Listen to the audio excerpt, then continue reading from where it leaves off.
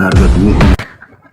Ya, Abu ya jaringan saya ini ndak bagus. Iya benar, putus-putus. Hijul, kenapa Hijul ini jaringan sekarang jadi seperti ini? Abu ya, saya izin turun ya Abu ya. Ya Pak Hijul, sehat-sehat. Terima kasih akhi. Siap. Ya, makasih Bang. Ya, assalamualaikum semuanya. Waalaikumsalam warahmatullahi. Ini Pak Budiman nyari Yosua dari tadi, Bible-nya kok nggak ketemu ya? Nggak pernah baca Bible apa gimana sih?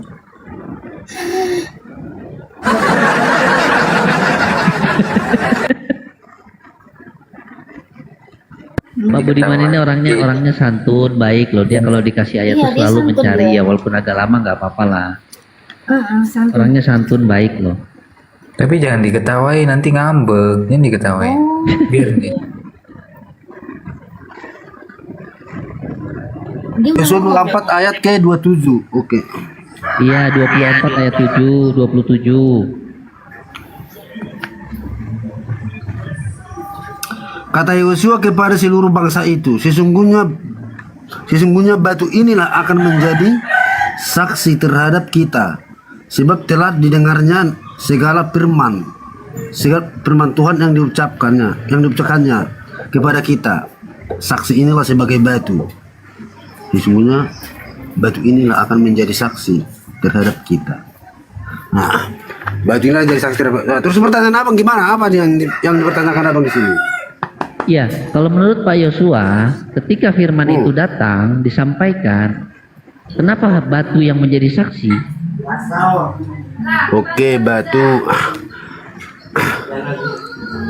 itu Kan selama ini saudara kita Kristen itu kan selalu mengatakan, oh saksinya misalkan nih contoh ketika Paulus di Damsik, saksinya banyak orang melihat, ya kan, walaupun namanya nggak disebutkan satu persatu, ya kan. Terus ke-12 muridnya Yesus disebutkan namanya, tapi yang 70 nggak pernah disebutkan, hanya 70 saja disebutkan. Nah pertanyaan saya, kenapa kok batu disebutkan sebagai saksi gitu loh? Nggak penting kali kalau menurut saya. Yang penting-penting nggak ditulis. Dan apakah batu bisa menjadi saksi ketika datangnya firman? Oke, di Al-Quran juga saya rasa ada tuh bang.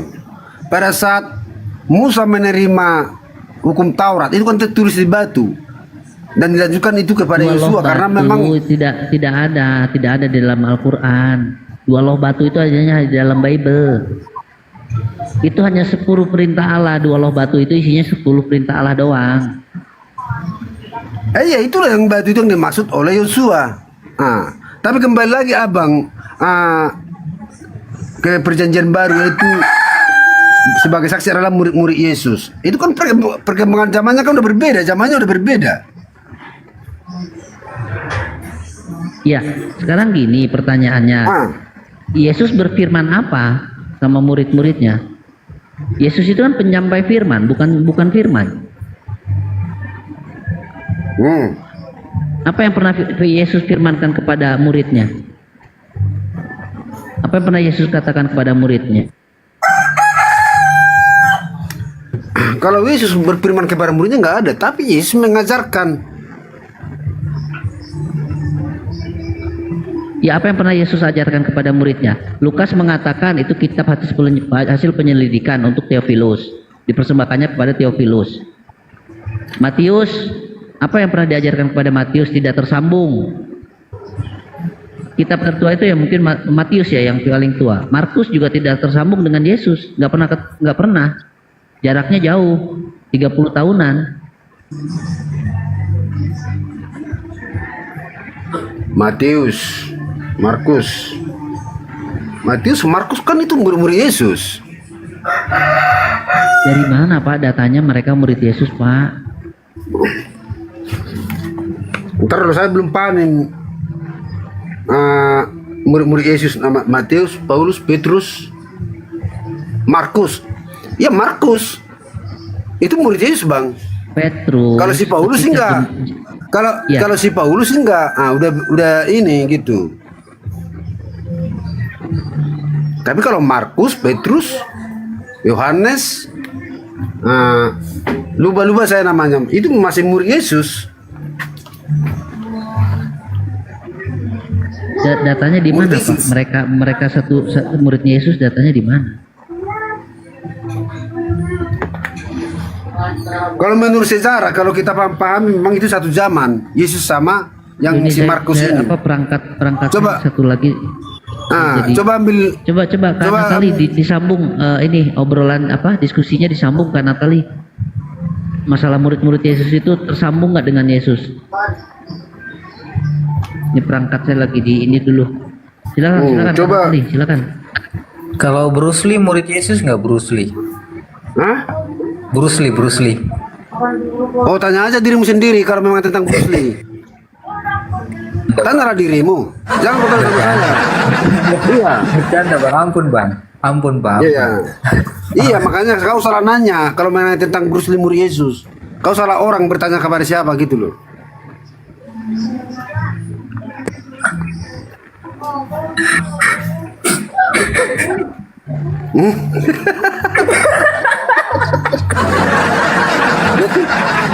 Kau salah nanya bang, salah orang yang bertanya gitu. Baru kenapa bapak ketawa? Iya, karena pertanyaanmu itu, coba bang pikir dulu.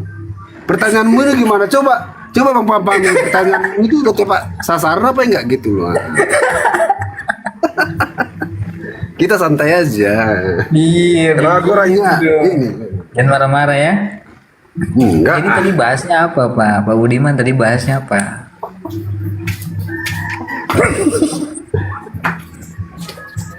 Bahasnya apa? Bang Ben Izin. mana tadi Bang Ben? Izin Bang Budiman, aku ingin tahu Bang Budiman, dalam keimanan Kristen ini kan Yesus Tuhan, ada penyaliban juga kan begitu ya, banyak lah ya istilahnya. Nah, di antara dua penyaliban dengan Yesus Tuhan, yang seneng dalam diri Bang Budiman apa nih kira-kira? Yang seneng biasa mendengar biasanya kan kita senang khotbahnya cerita apa tentang penyaliban atau tentang bagaimana sosok Yesus Tuhan? Silakan Bang. Yang senang dalam diri saya tentang penyaliban dan satu lagi apa?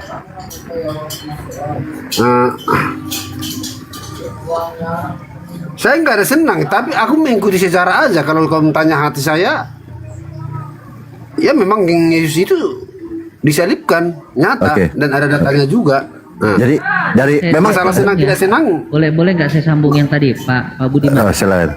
boleh Izin ya. ya, Bang Bal izin. Baru ngambil ini. Ya.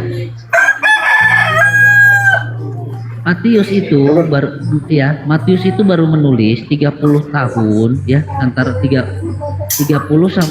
setelah kematian 30 tahun setelah kematian Yesus. Gitu. Yohanes 60 sampai 90 tahun setelah kematian Yesus. Kecil suaranya Bang Beni, besarin dikit. Halo, cek. Nah itu baru pas. Iya, jelas kok. Oke. Ya. Sedangkan Lukas tidak pernah bertemu dengan Yesus sama sekali, gitu loh. Markus tidak pernah bertemu sama sekali pada zaman Yesus. Jadi yang bertemu itu cuma yang paling dekat jaraknya itu hanya Markus, itu pun 30 tahun setelah kematian Yesus. Yohanes 60 sampai 90 tahun setelah kematian Yesus. Jadi nggak ada data yang valid gitu loh. Nah, sedangkan Lukas sama sekali tidak pernah hidup sama dengan Yesus. Markus juga nggak pernah bertemu dengan Yesus. Dari mana Markus dibilang muridnya Yesus?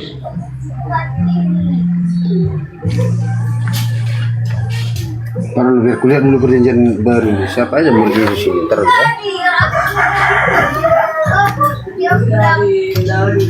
Kalau cari Alkitab ini, kalau aku satu HP ini masalahnya.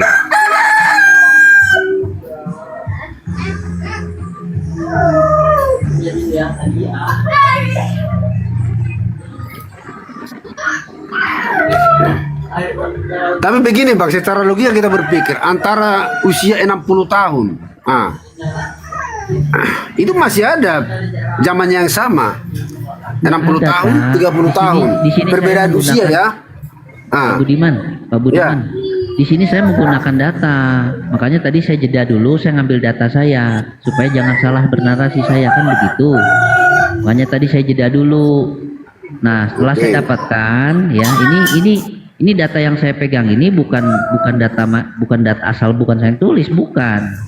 Ini sumber daripada sejarah. Jadi sejarah mengatakan Injil Markus itu baru ditulis kira 30 tahun setelah kematian Yesus.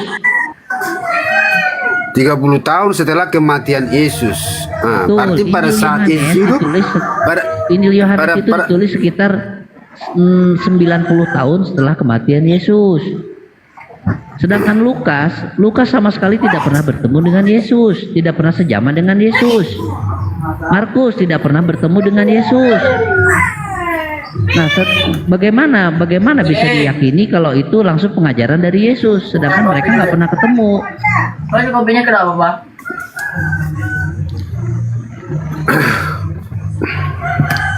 Oke Bang, kalau masalah itu memang menurut pemahaman Abang, antara jarak zaman dulu antara jarak 120 tahun itu kaitannya masih bisa pilot lah kalau menurut saya. Pilot valid mungkin Pak. Pilot gitu loh, pilot. Lebih akurat lah gitulah. 120 tahun karena umur manusia pada zaman itu rata-rata di atas 100. Bukan seperti umur manusia Enggak, zaman kan sekarang 70 Yesus 60. diangkat ketika umur 33 tahun, Pak. Betul nggak? Nggak nyampe 100 tahun. Iya, itu umurnya 33 tahun. Kalau nggak salah hanya 33 tahun. Iya. Nah, sedangkan Mark di sini keterangan yang saya dapat ya, data yang saya dapat itu, ini bukan keterangan, data yang saya dapat 30 tahun kemudian baru Markus itu menulis. Kenapa waktu Yesus ada dia tidak menulis kalau memang ini murid langsung? Kedua, Yohanes Bapak mengatakan ini muridnya langsung. Kenapa waktu Yesus hidup tidak ditulis? Setelah 90 tahun kemudian baru ditulis. Ya kan? Nah, sebenarnya berapa usia Yohanes ini sebenarnya? Dia matinya tahun berapa? Di usia keberapa dia mati? Karena di sini diperkirakan 60 sampai 90 tahun setelah kematian Yesus. Kalau kita ambil tengah-tengahnya berarti sekitar 80 tahunan. Ditambah 33 tahun umur Yesus, berarti 120 tahun umur Yohanes, gitu loh Pak. Nah, kembali ke Lukas nggak pernah ketemu dengan Yesus, nggak sejaman dengan Yesus. Markus juga tidak sama dengan bertemu dengan Yesus. Ini dari mana semua sumbernya kalau begitu?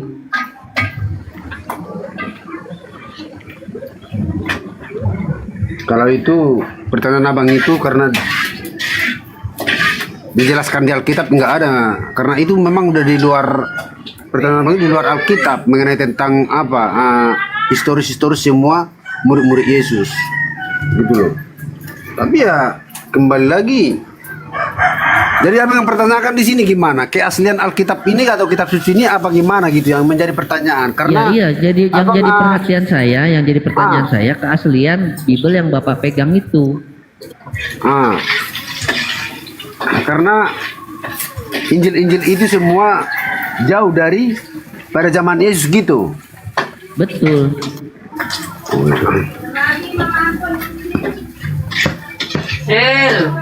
Dan begini Pak Budiman. Ya. Jadi begini Pak Budiman, kita mengenal Tuhan, mengenal ajaran Tuhan itu dari kitab suci ya. Percaya, yakin ya? Kita sama ya. Betul ya? Ya. Nah, sekarang kalau Pak Budiman meyakini itu adalah firman Tuhan, seharusnya tidak boleh ada kesalahan di dalamnya, kan begitu? Ya. Nah, ini belum saya koreksi dalamnya, belum saya koreksi isinya, baru penulisnya. Nah, penulisnya aja sudah salah, gitu loh. Jadi kalau misalkan sudah salah narasinya, sudah salah penulisnya, ya bisa dipertanyakan ketuhanannya benar nggak? Gitu loh Pak. Saya belum lari ke Paulus, belum lari ke yang lain, baru 4 Injil ini aja, 4 kitab ini aja yang baru saya pertanyakan. Sebelumnya di Alkitab ini Bang, kalau kayak saya pribadi ya, ada juga di Alkitab ini semua, mana yang kita serap, mana enggak. Tapi kembali lagi kami Kristen meyakini yang paling fokus itu paling utama adalah apa yang diajarkan Yesus dan apa diperintahkan Yesus dan apa diperintahkan Tuhan kepada Yesus. Itu fokus utama bagi kami orang Kristen. Ya, begini Pak, apa yang dikatakan Yesus, Bapak tahu nggak apa yang dikatakan Yesus? Sedangkan orang yang nulisnya aja tidak sejaman dengan Yesus. Gimana Bapaknya nih? Para Kalau gitu penulisnya memang ini abang- tidak sejaman dengan Yesus, Pak. Oke. Kalau itu memang rumit Bang, kalau abang pertanyakan sampai kita telusuri sampai akar-akarnya, bahwa sampai si mati, sampai ini semuanya. Nah, kalau kembali aku balik tanya, pada saat Allah mewahyukan Al-Quran kepada malaikat Jibril dan Jibril menyampaikan kepada semua, ada saksinya enggak? Saksinya Allah dan malaikat.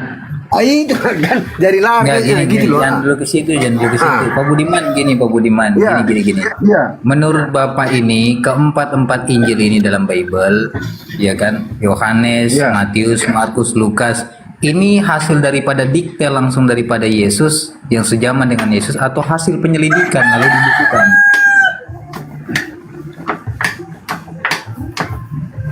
Kalau masalah sejaman apa? Kalau jelas-jelas itu yang saya tahu Markus murid Yesus adalah sejaman. Nah, tapi yang masalahnya nantilah dulu aku pelajari. Untuk saat ini saya nggak mau terlalu biar jangan salah ini gitu. masalah ya, ini masalah peristiwa-peristiwa dalam Ya. Bible.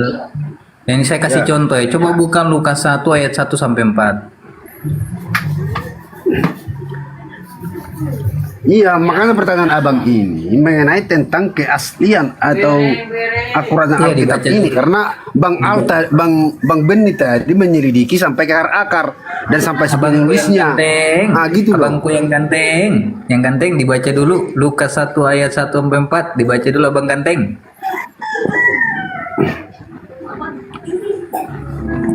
Lukas terus ya.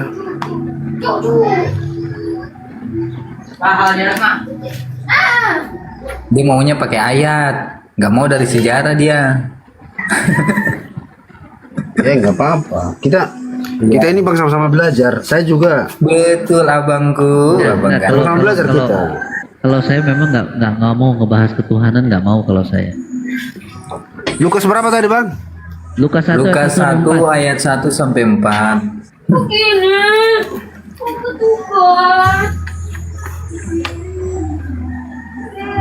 Evolusi yang mulia.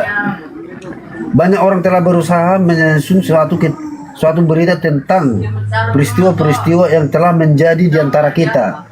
Kedua, seperti yang disampaikan kepada kita oleh mereka, yang dari semula adalah saksi mata dan pelayanan firman.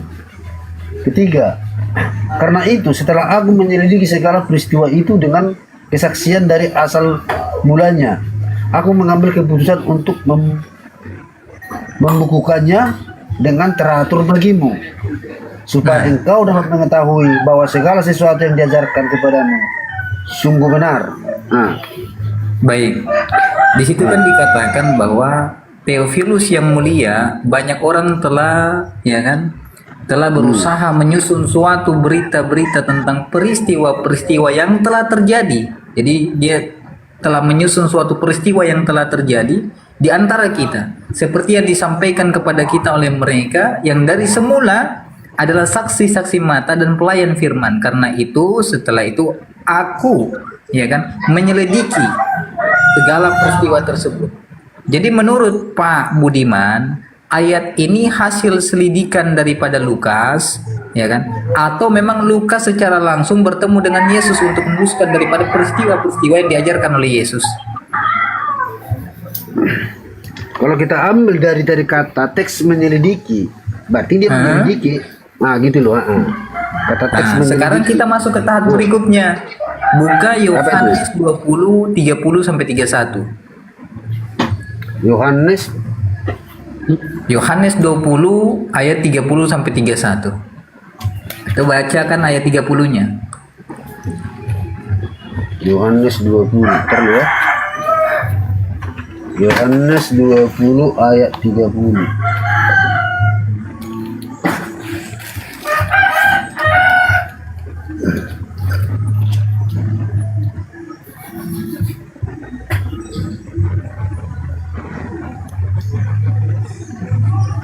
Yohanes 30 ya Bang ya? 20. 20. Nomor punggung 30. Oke. Dan sesudah berkata demikian, ia menunjukkan tangannya dan lambangnya kepada mereka. Murid-murid itu bersukacita ketika mereka melihat Tuhan. Nah, terus yang 30 ya? Yohanes 20 ayat 30 kan? Oh 30. Memang masih banyak tanda lain yang dibuat Yesus di depan mata murid-muridnya yang tidak tercatat dalam kitab ini. Nah, jadi ini berkesesuaian dengan Lukas 1 ayat 1 sampai 4. Bahwa banyak sekian banyak pengajaran Yesus yang tidak tercatat hingga mereka ya kan berangan-angan untuk menyelidiki peristiwa-peristiwa yang tidak jelas benar datangnya daripada pengajaran Yesus hingga mereka memutuskan untuk membukukan daripada peristiwa-peristiwa tersebut. Betul? Nah, itulah yang dimaksud oleh Pak Beni, bahwa Bible ini dituliskan tidak sejaman dengan Yesus karena hasil daripada penyelidikan yang diterangkan oleh Lukas 1 ayat 1 sampai 4, kemudian dikuatkan oleh Yohanes 20 nomor 30 sampai 31 bahwa suatu peristiwa-peristiwa itu sebagian tidak tercatat dalam kitab ini. Betul? Ya, terus? Nah, pinter, ini baru. Nah, sekarang sudah paham tidak? Atau belum paham?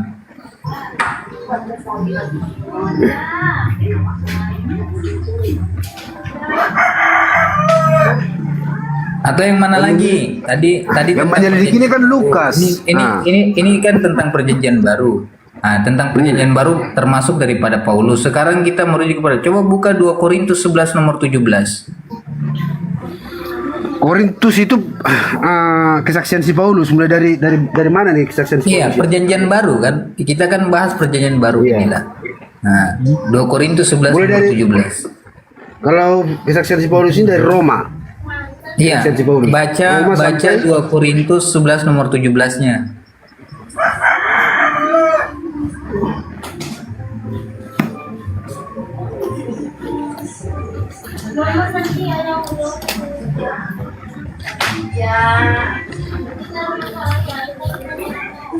Dua Korintus nomor berapa? 11. 2 Korintus 11 nomor punggung 17.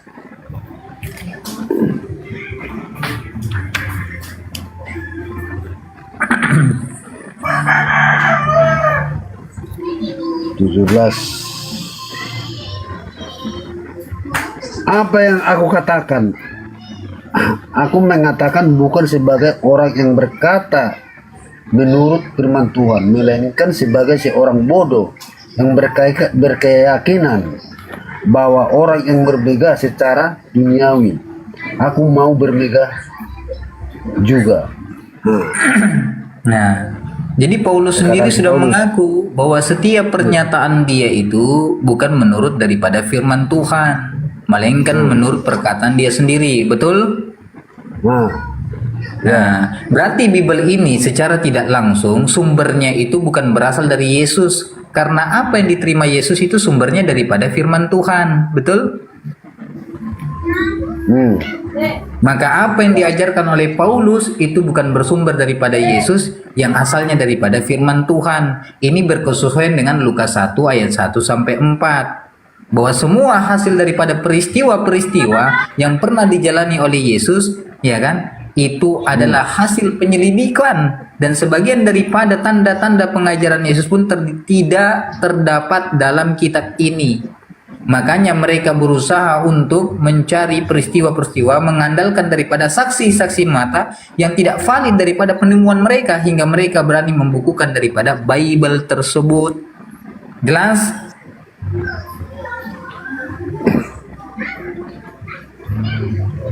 Ya, terus? Nah, kesimpulannya adalah kalau Paulus sendiri sudah mengaku apa yang dikatakannya itu bukan dari firman Tuhan, apakah ini termasuk daripada ajaran Yesus atau bukan?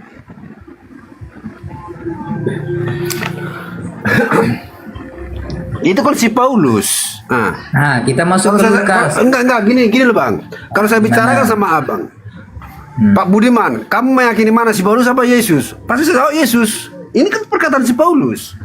Ya oke, Iya, gini baik. Pak Budiman, kalau Anda meyakini perkataan Yesus yang mana yang Bapak yakini itu yang mana?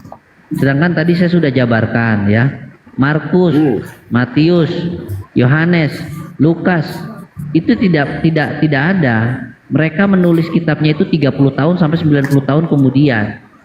Bahkan dua penulis pun tidak pernah bertemu dengan Yesus. Jadi mana yang Bapak mau percaya? Perkataan Yesus nggak ada di situ. Oke, saya tanya dulu abang. Mengenai Bahkan tentang dalam penulis sejarah secara itu 30 bukan tahun. 30 tahun Pada lagi, saat 300 tahun. zaman Yesus memang udah ada buku sama pulpen. Sudah ada, Pak. Kalau menurut pemahaman abang, udah ada buku sama pulpen udah. Sudah ada. Peradaban Cina sudah maju. Kan pakai bulu. Mana datanya bahwa pada zaman Yesus ada buku dan pulpen? Oke, Ya kan saya zaman tunjukkan dulu tuh datanya. ada- Saya tunjukkan datanya. Enggak, biar kita ini dulu, karena memang mengenai tentang apa ini firman-firman ini dulu karena belum ada buku dan pulpen ditulis apa gitu loh, berupa ada suatu ini seperti kemarin pada zaman Musa itu pada karena nggak ada buku dan Ya. pulpen itu ditulis di batu. Pak, kertas itu sudah ditemukan 105 tahun sebelum Masehi. Yesus lahir di abad pertama toh.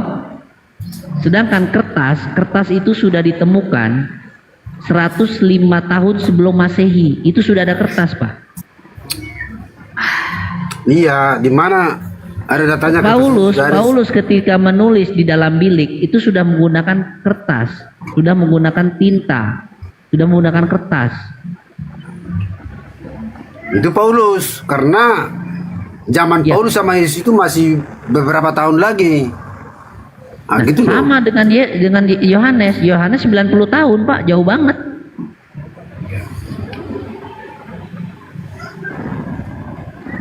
Yohanes lebih jauh lagi, Pak, 90 tahun. Matius masih deket. 30 tahun.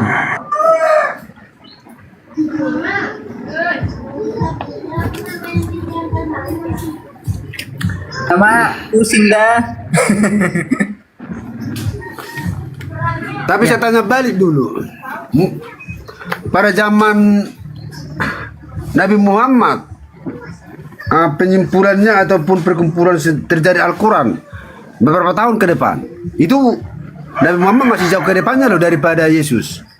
Nah, kalau ketika Rasulullah menerima wahyu, itu langsung ditulis oleh para sahabatnya langsung.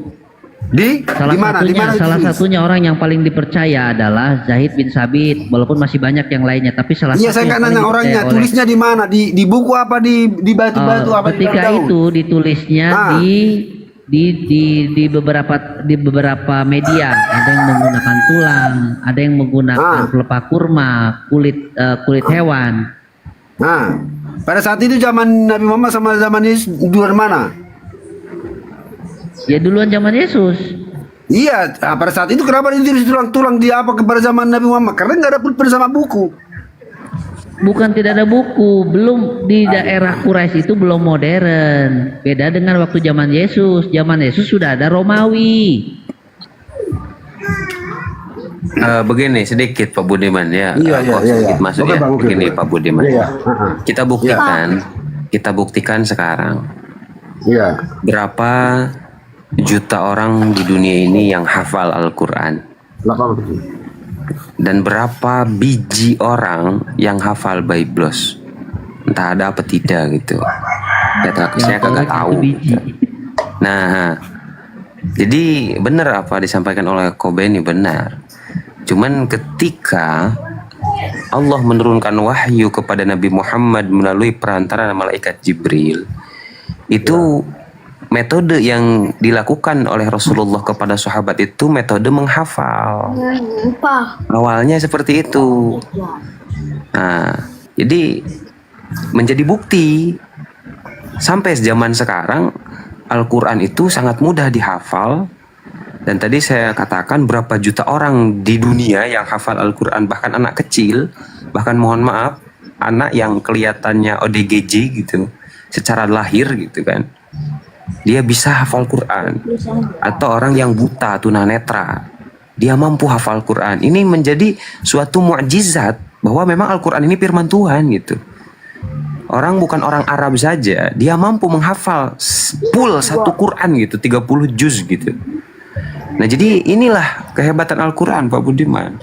Jadi metode Al-Quran itu dulu itu metode menghafal. Cuman ketika para sahabat banyak yang meninggal pada saat perang, maka ditakutkan orang-orang yang hafal Al-Quran itu semuanya meninggal. Ya pada akhirnya dikumpulkanlah. Ya, tadi yang disampaikan oleh Koko yang ada di pelapa korma, di tulang-tulang dan lain sebagainya.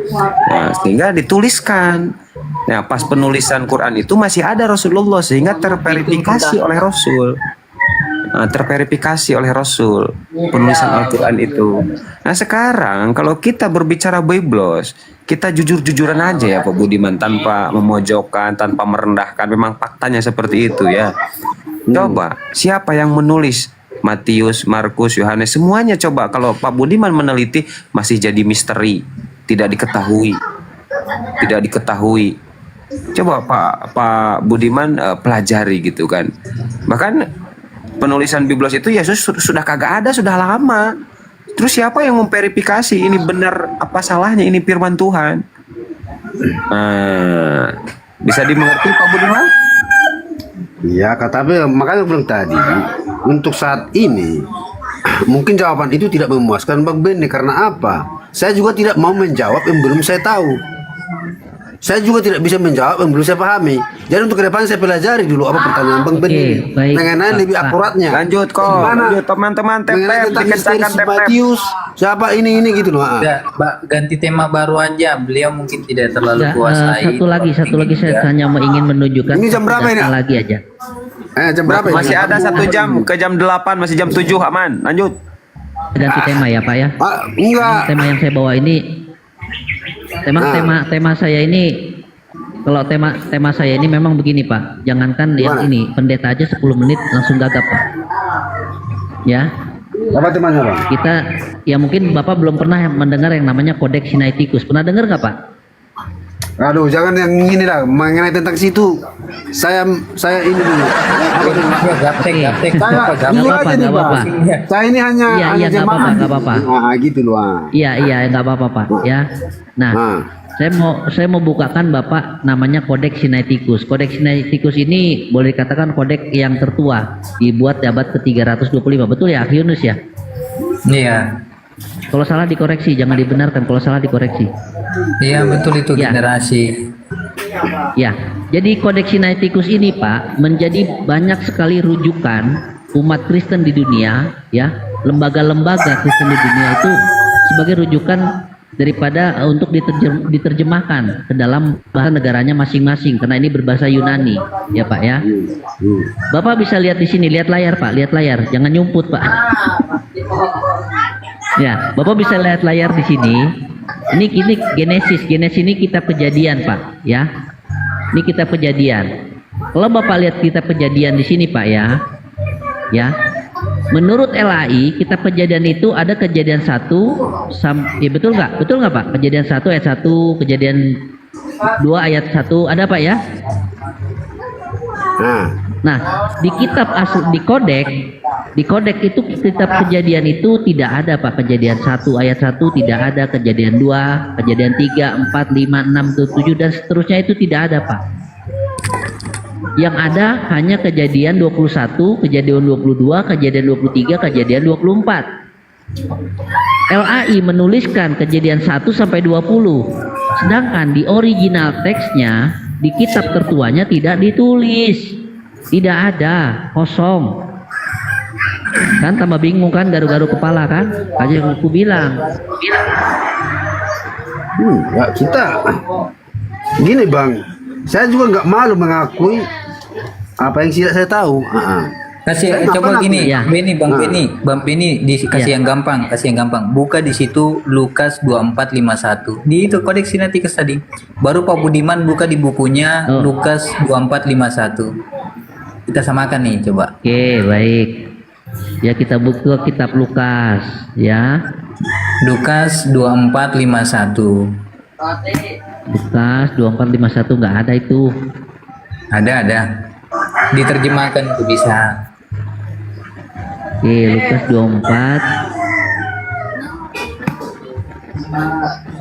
Udah.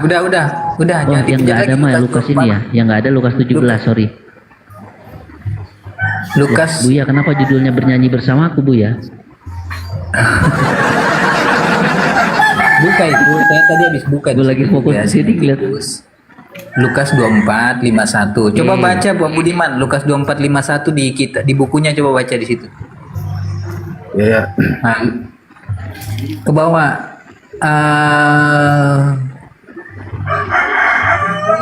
Oke. Dan Baca, ketika coba. ia sedang memberkati mereka, ia berpisah dari mereka dan terangkatlah ke surga. Nah. Ayat 51. Ya. Ya, di dalam buku situ ada surga kan? Coba dilihat di situ. Lihat di situ ada surga nggak di situ? Di Alkitab ini ada surga Gimana? ini. Di itu. Klik saya besarkan kamu dulu ya. Saya besarkan kayak gini nih. Ntar saya besarkan dulu biar besar gitu. Nah, Ini ada. nggak bisa. Nah, Ini ada surga ini ya. bentar. Aki ke atas. Bentar, kameranya diturunin sedikit. Bukan Kak, bukan. HP-nya. Titik 3 tuh pencet. Titik 3 pencet. Titik 3 itu. Yang titik ya, pencet. Pilih terjemahan di bawah. Terjemahan.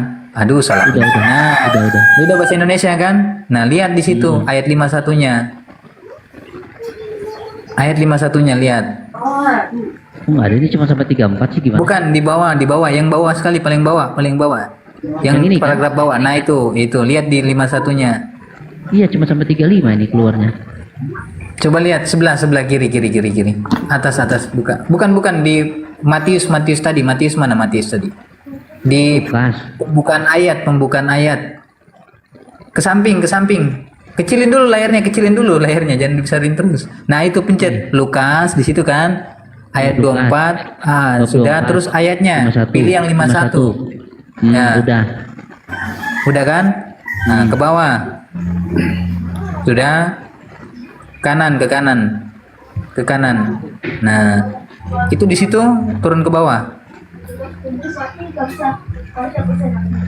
Sampai 35 ya. Kok di tempat saya ke atasnya lagi? Ke atasnya yang di atas. Nah, lihat di situ yang 51 ada nggak? Yang paling atas paragraf kita. Ada nggak 51? 51-nya. Oke, saya bacakan lihat ya. di situ. Dan itu terjadi di berkat ini diet yang Tidak. sama apa? Gak jelas. Sudah. Jadi begini kesimpulannya nih. Di dalam kodeks sinetikus, Pak, Lukas 2451 ini hanya dituliskan dan itu terjadi di berkat ini. Sedangkan dalam buku yang Bapak pegang itu, ya kan, ditambahkan banyak kata di situ, tidak menyebutkan, ya kan, diangkat ke surga. Karena di dalam kitab Bapak kan ada kata surga kan? Tapi dalam Bible ada surga kan di situ? Ada. Nah, di sini tidak ada. Kalau kita baca di bawahnya lagi, mungkin nggak tahu Aki ini sini kodeks sinetikusnya. Saya tunjukin di punya saya aja nih. Ya, silakan. Sinetikusnya. Nah, kalau saya punya ada, masa Aki punya nggak sampai ya? Nah, saya punya ada nih. Saya on cam dulu ya, sabar. Saya on cam dulu.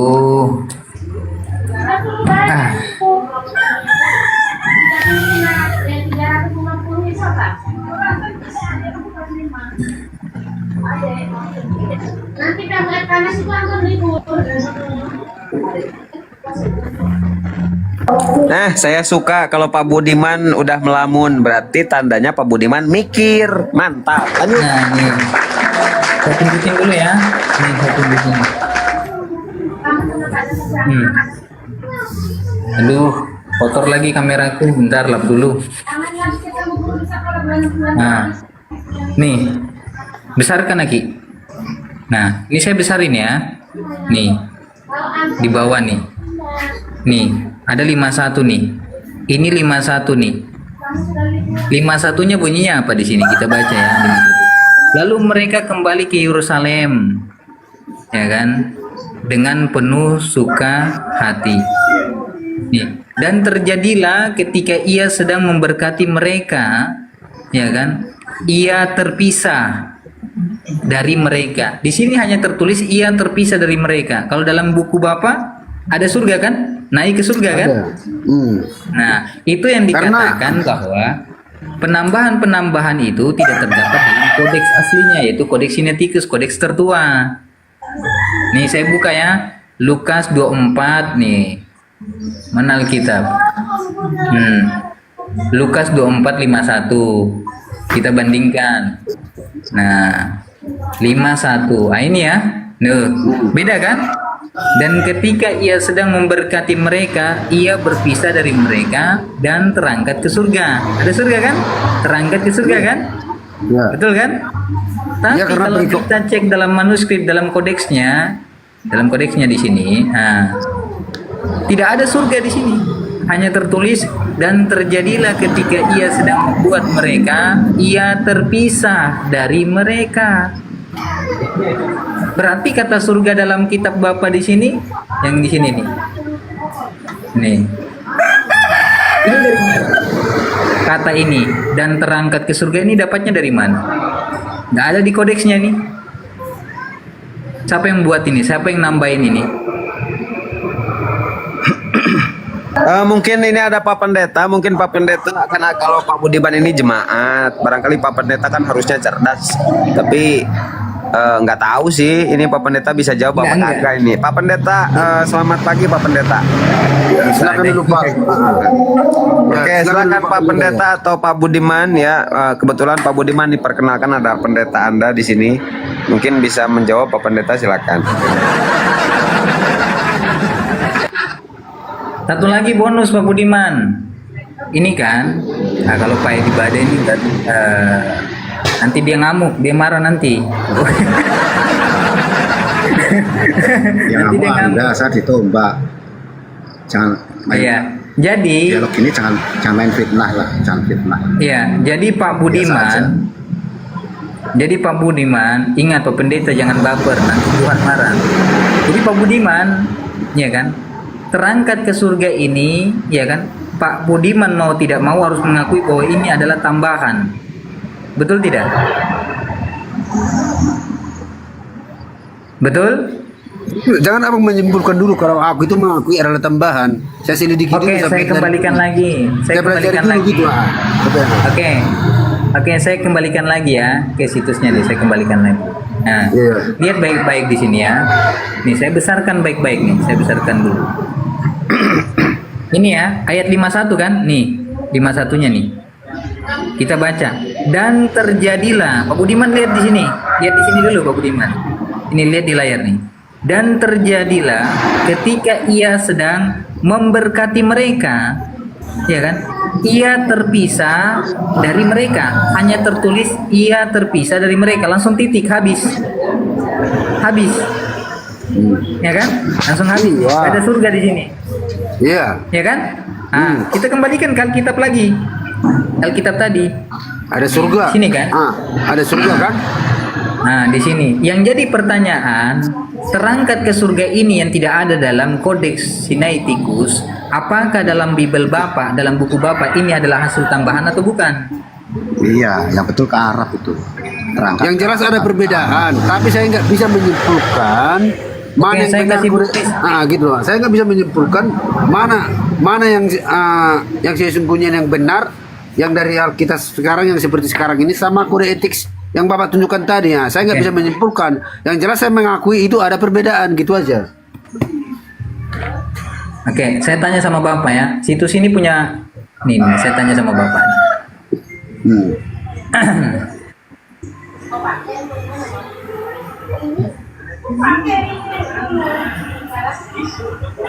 Nggak ribet nih pakai data begini ya pagi-pagi ya.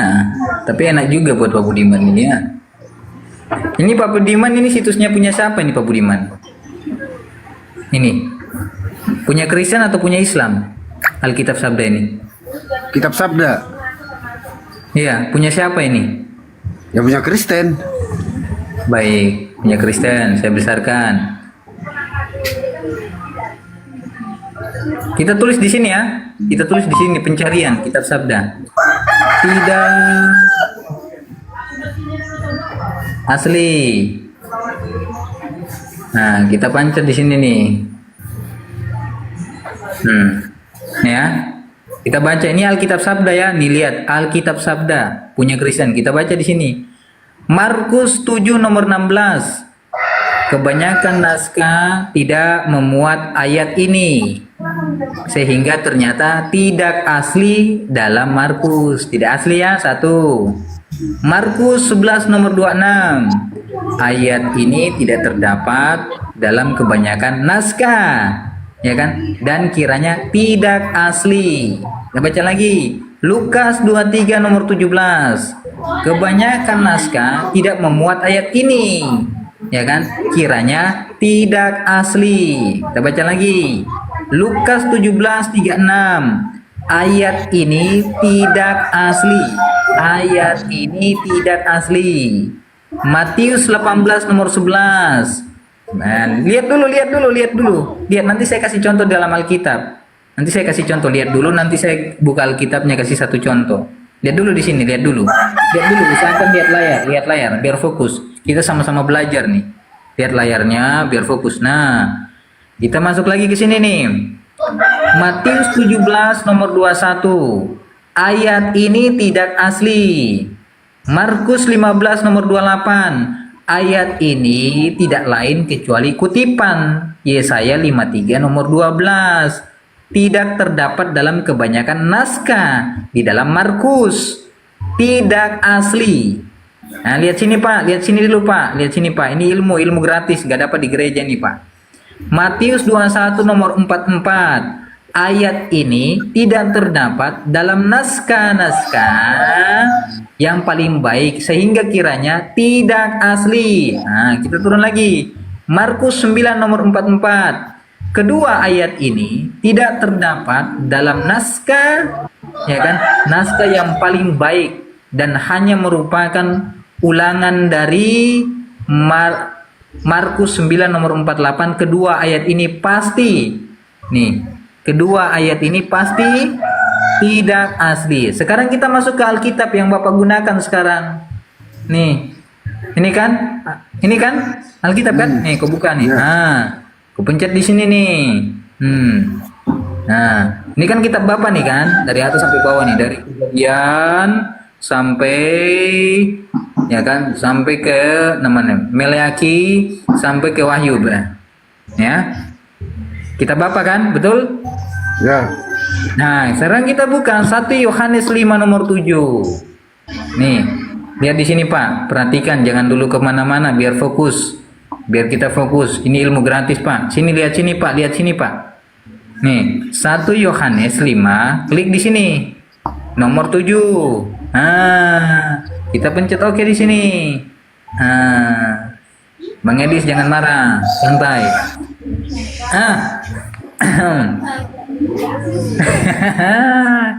Pak Budiman, saya bacakan ya. Nih ya. Sebab ada 3 yang memberi kesaksian di dalam surga, Bapa, Firman, dan Roh Kudus. Dan ketiganya adalah satu. Coba Bapak cek ayat ini sesuai tidak dalam buku. Kita klarifikasi dulu. Coba baca. 1 Yohanes 5 ayat 7. Klarifikasi dulu. Sesuai sama tidak dengan yang di buku? Baca. Coba. 1 Yohanes 5. 1 Yohanes 5 nomor 7. 1 Yohanes 5 nomor 7. Klarifikasi dulu. Taruh ya. Biar kita tidak berbeda begitu.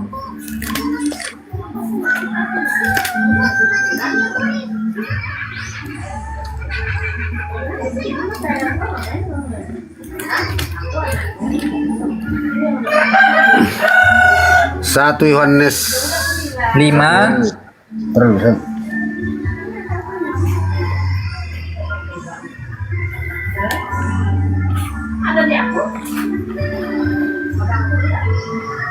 Padi-padi kalau pagi-pagi dia putih ya.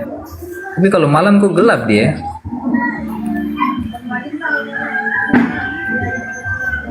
Kalau berarti beliau nih rajin mandi dia kalau pagi. Pak Budiman, turun aja udah sama saya aja ini apologian.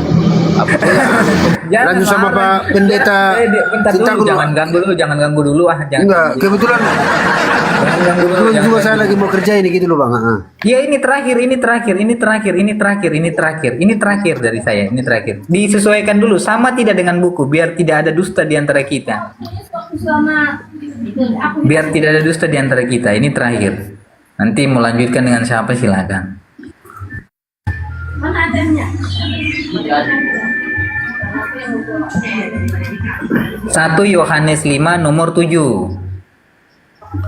1 Yohanes 5 nomor 7.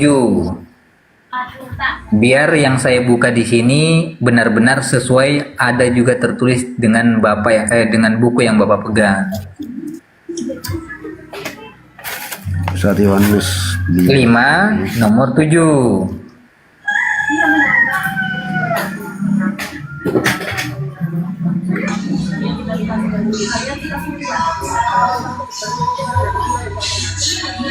Ada Pak Acung di bawah. Ada Pak Acung di bawah. Pak Acung makasih parfumnya ya. Buset, ini parfumnya Masya Allah, wanginya minta ampun nih parfum. Berkah selalu Pak Acung, semoga berkah. Dari Arab, Cok. Makasih ya Pak Acung.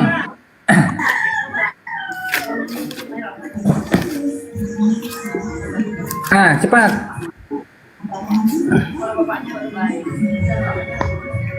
Iya, mana ada sama ada? Udah? Baca. Sebab ada 3 yang memberi kesaksian di dalam surga Bapa, Firman dan Roh Kudus, dan ketiganya adalah satu. Sama nggak dengan yang di sini? Baca coba. Sama. Baik. Sekarang kita buktikan ayat ini asli atau tidak asli. Perhatikan. Nih, saya pencet nih, perhatikan. Perhatikan baik-baik, perhatikan. Nih ya. 1 Yohanes 5 nomor 7, betul? Kita baca di sini nih. Bagian ayat ini tidak terdapat dalam naskah-naskah Yunani yang paling tua, dan tidak pula dalam terjemahan-terjemahan kuno, bahkan tidak dalam naskah-naskah yang paling baik dari Vulgata. Bagian ini kira aslinya sebuah catatan pinggir halaman. Pak Budiman, fokus. Lihat. Ini mau habis ini kita selesai. Pahami? Ini lihat, saya bacakan. Bahkan tidak terdapat dalam naskah-naskah yang paling baik dari Vulgata. Bagian ini kiranya aslinya sebuah catatan pinggir halaman, salah satu naskah dalam naskah-naskah oleh penyalin, dan akhirnya nih lihat sini Pak, fokus ini sudah mau sampai, jadi fokus ke sini ya, fokus ya. Jadi dengarkan ini, lihat. Kemudian disisipkan ke dalam naskah-naskah oleh penyalin, dan akhirnya bahkan disisipkan ke dalam beberapa naskah Yunani. Karenanya bagian ini pasti tidak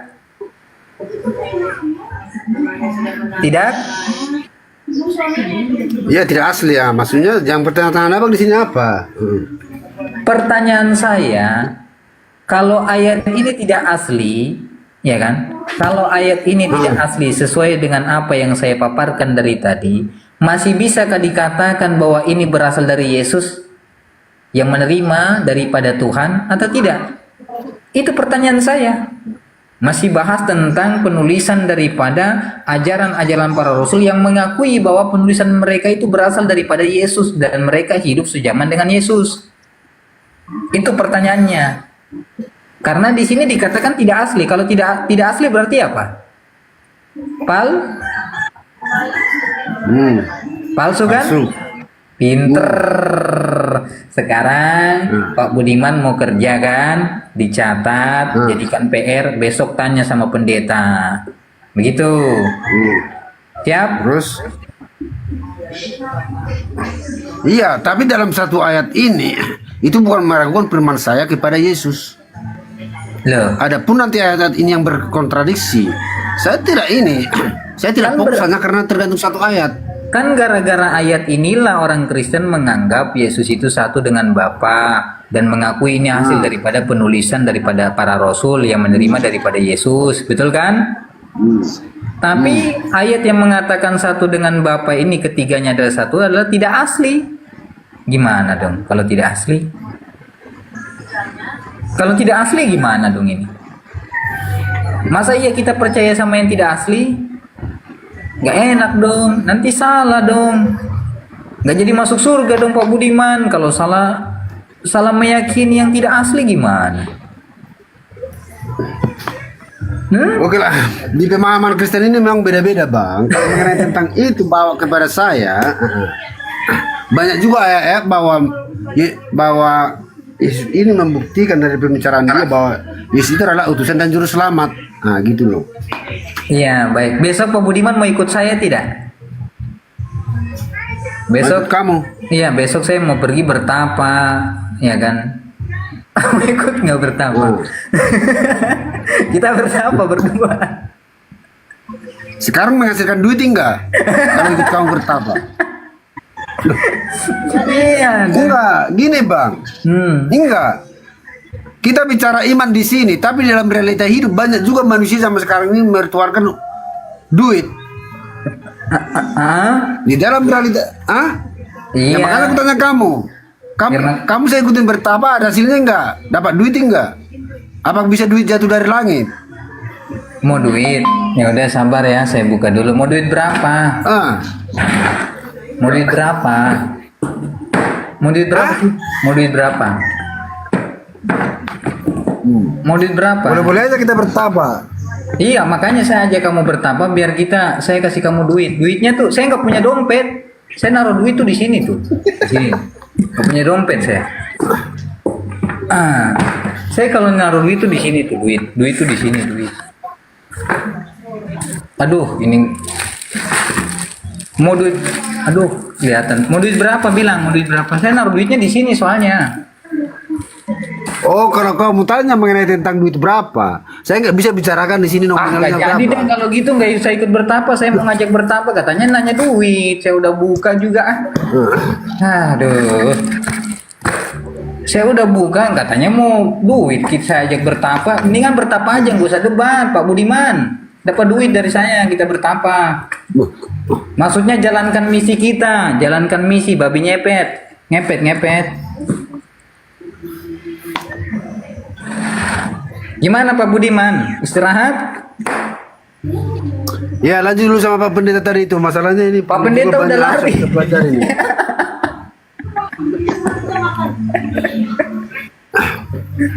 Pak Pendeta udah lari. Jadi kita ini gini, abang kutanya dulu abang sekarang. nanya apa? Di dalam realita hidup abang menuangkan duit apa menuangkan Tuhan yang Maha Esa? Apa Allah? Menuhankan Allah dulu, baru Allah datangkan Enggak, uang. di dalam fakta realita hidup sekarang. Nih. Jangan ada kebohongan. Iya ini. Jangan ada kebohongan. Realita hidup nih, saya buka nih. Nih, saya buka nih. Ini. Realita hidup itu yang saya tuhankan yang ini nih.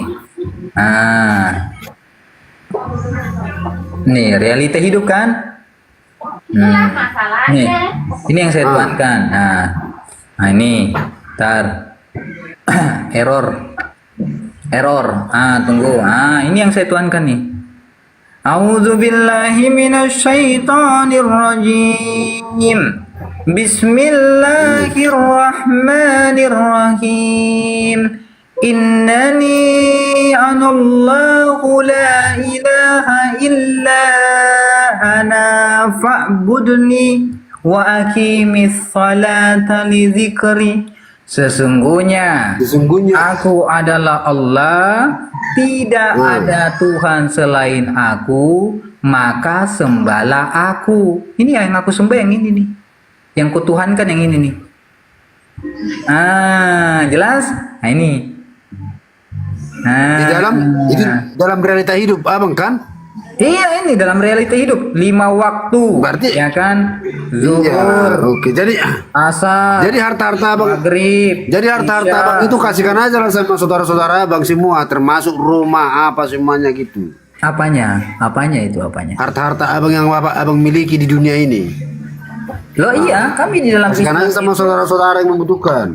Mm-mm, Iya kan? Makanya saya ajak Pak Budiman kita bertapa. Nanti saya cukur botak, kita sama-sama bertapa dulu kan? Gimana Pak Budiman? Boleh, boleh, boleh.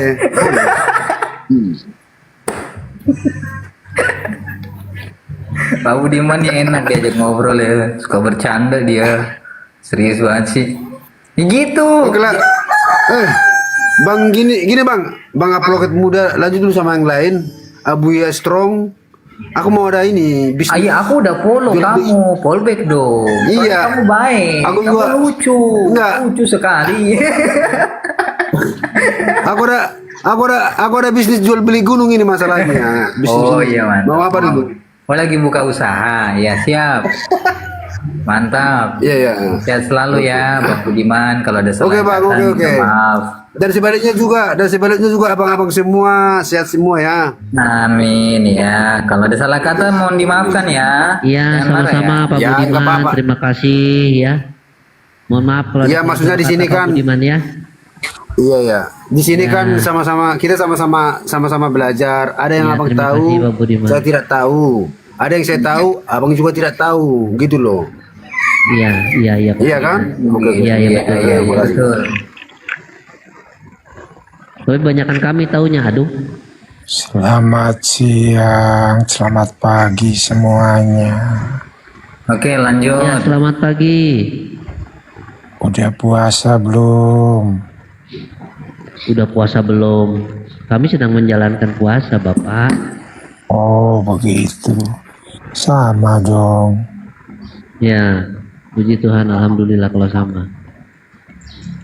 Iya.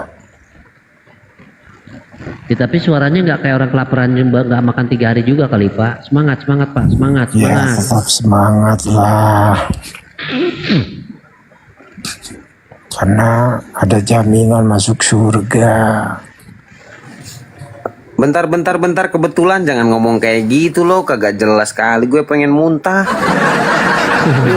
Kebetulan ini ngomong aja. Kenapa mau muntah?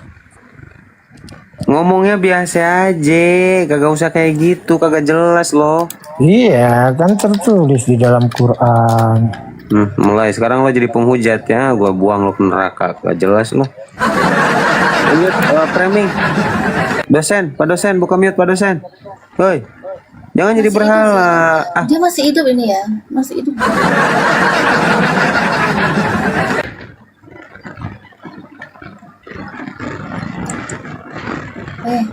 Pak Framing. Pak, Pak Framing.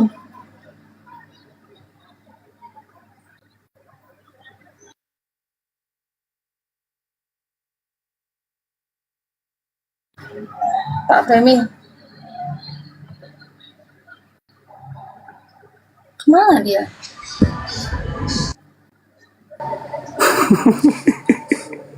agak jelas nih Nathan.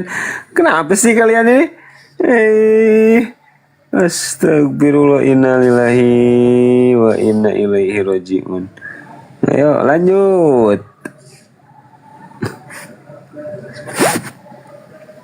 Nah, ada tuh naik lagi. Framing disapa kagak ngomong, lo naik lagi. Kenapa sih lo framing?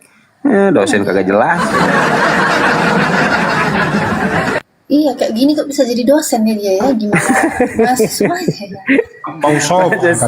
Pak dosen, selamat pagi Pak dosen. Pagi. Kenapa tadi dipanggil-panggil kagak ngomong Pak dosen? Karena kalian asik, saya tinggalin dulu. Oh iya, oke. Berarti Pak dosen ini orangnya kagak mau mendengarkannya, pengennya nyerocos gitu ya? Iya, saya dengar kan saya pakai handset, gak dengar. Cuman kan dengar dari jauh. Enggak Oh iya, denger, siap, itu siap, siap, dipanggil Pak. aja enggak jawab, enggak dengar. Saya sapa dulu nih Opung. Opung TB, selamat pagi Opung. Pagi-pagi. Nah ini Pak Opung sama Pak dosen ini suaranya mirip adik kakak kalian. Coba Pak.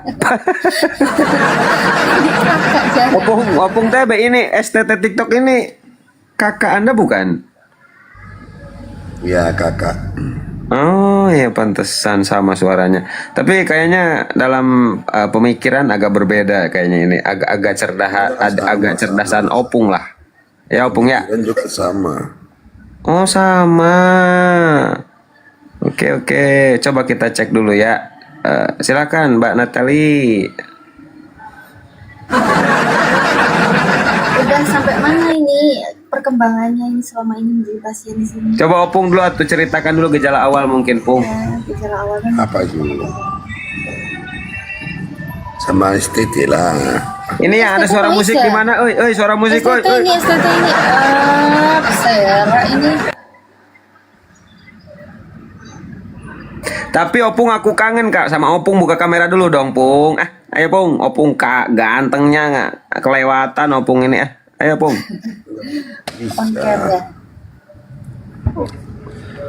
Ini Opung Kristen paling santun di dunia ini, kagak pernah emosi ya Pung ya. Silakan Pung buka kamera Pung. Ada Pung? Ada nggak undangannya ke sana? Apa? Gini aja kan udah cukup. Enggak, gua kangen sama Opung. Gimana sih? Nantilah. Oh, udah gua undang Pung. Udah bentar nanti kalau udah buka ini Komal. Pung kenapa kagak nyambung Pung jawabannya?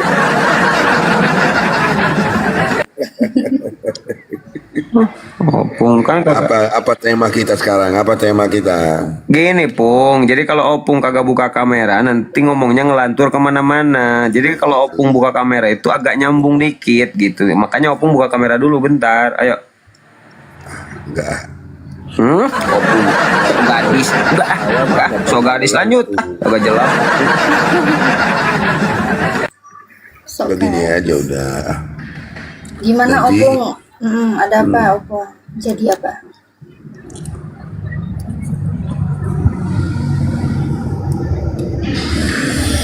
Apa bedanya buka kamera dengan nggak buka kamera?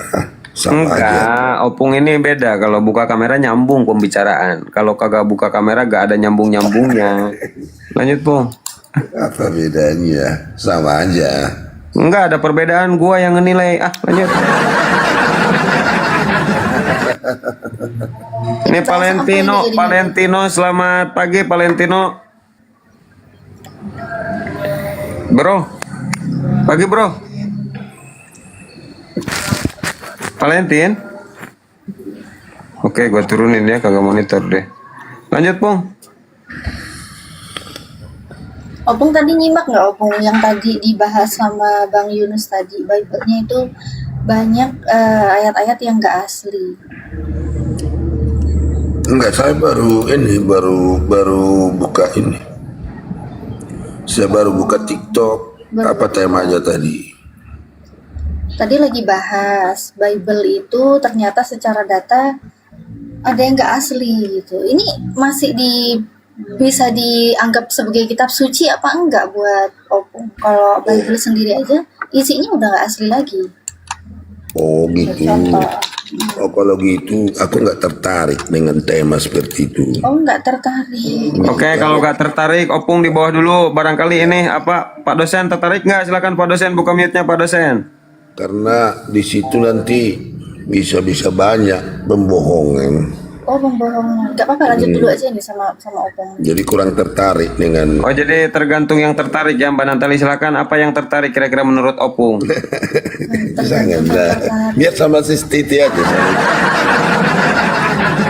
Sebentar ya, jadi sebelum diganti mungkin ya, ini kan dia bilang dia nggak tertarik. Ini masalahnya sejarah, kan sekarang sejarah dibelok-belokkan lah, di inilah. Oh, oke. Kita lihat siapa yang membelok-belokkan ya. Makanya kalau sejarah aku nggak ini ya, nggak suka Ya, aku ini kan- membahas-bahas itu. Iya, Ini Opung kan nggak tertarik, sama saya juga nggak tertarik gitu loh. Saya juga nggak tertarik dengan sebuah kitab yang dianggap suci ternyata istrinya itu nggak asli gitu. Saya nggak tertarik. Enggak aslinya. Jadi saya nggak tertarik kalau punya kitab suci yang seperti ini gitu ya. Tapi kalau Opung bilang nggak tertarik, tapi masih diimani ini kitab suci, saya juga bingung gitu. Gitu Pak ya. Jadi ini Apa yang contohnya salah dalam Lukas tulisan 17:36. Dengan tegas Apa? di situ dikatakan ayat ini tidak asli tetapi dipinjam dari Matius. Udah nggak asli terus minjem gitu ya. Ya kan? Ya, gimana gitu. Apa yang salah dalam ayat itu, Bu? Di sini tulisannya tidak asli, bukan ayat ini salah, bukan. Di sini nggak ada tulisan ayat ini salah ya, nggak ada. Saya nggak pernah mengklaim Bible Anda salah, enggak. Saya hanya membacakan sesuai data yang tertera. Di sini tertulis. Maksudnya tulisannya tidak asli, tulisan Lukas gitu atau bagaimana? Ayat ini tidak asli, tetapi dipinjam dari Matius. Nah, kalau ayat ini tidak asli, ayat apakah ini? Lukas Maksudnya 17:36. ayat itu tidak asli seperti apa itu? Tidak aslinya seperti bagaimana itu? Bapak tahu arti nggak asli nggak? Ya itu makanya saya tanya. Kalau nggak asli itu kan berarti apa Pak? Ada lawannya asli itu apa Pak? Palsu. Bisa Masa nggak tahu? tunjukkan yang aslinya. Oke, saya tunjukkan yang aslinya. Karena saya ini baik hati dan tidak sombong, saya akan tunjukkan aslinya ya. Kita lihat di dalam kodeks. Nah, ini data. Kodeks Sinaiticus ya. Kita lihat ini Lukas ya, Lukas 17. Kita lihat tadi yang dicari tadi 36 yang diklaim nggak asli ya. Ini Lukas ini dari 1, 2, 3, 4, 5, 6, 7, 8, 9, 10 ada terus nih. Kita lihat nih yang paling bawah. Ternyata aslinya itu 35 nggak ada. 36-nya nggak ada. Dari 35 langsung loncat ke 37. Nggak ada ini.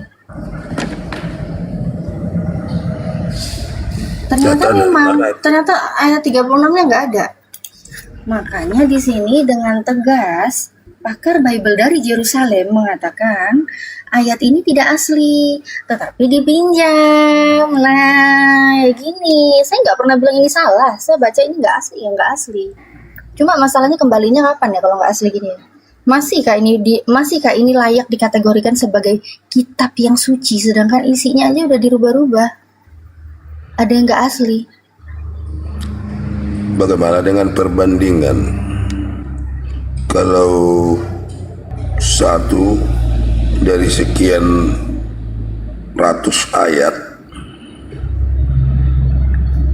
bagaimana itu bisa dikategori batal semua gitu? Oke, yang namanya kitab suci itu kan artinya bersih.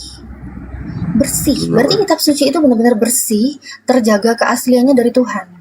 Lagian kan Tuhan nggak mungkin salah. Iya. Tuhan Ibu nggak kan mungkin salah. mendapatkan ayat 37-nya tidak ada dari 35. 36-nya nggak ada, 36-nya nggak ada. Itu di Alkitab apa itu, Bu?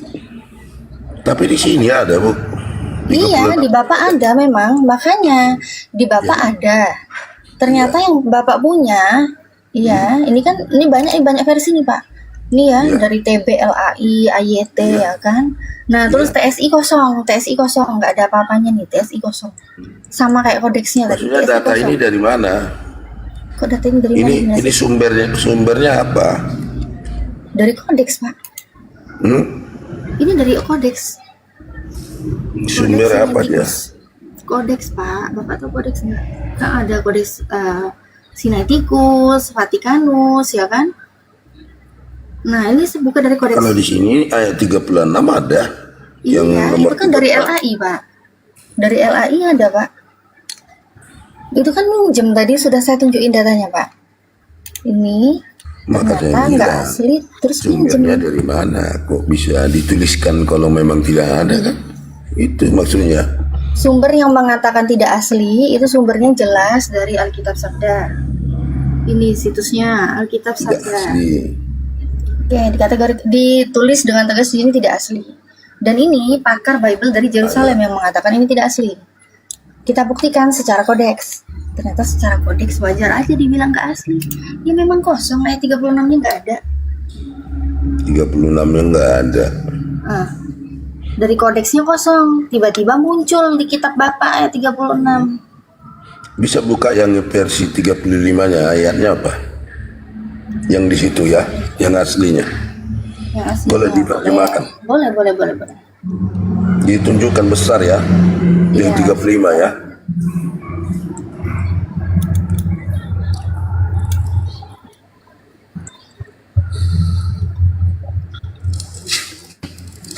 Kayaknya ada sama situ. Lukas ya 17.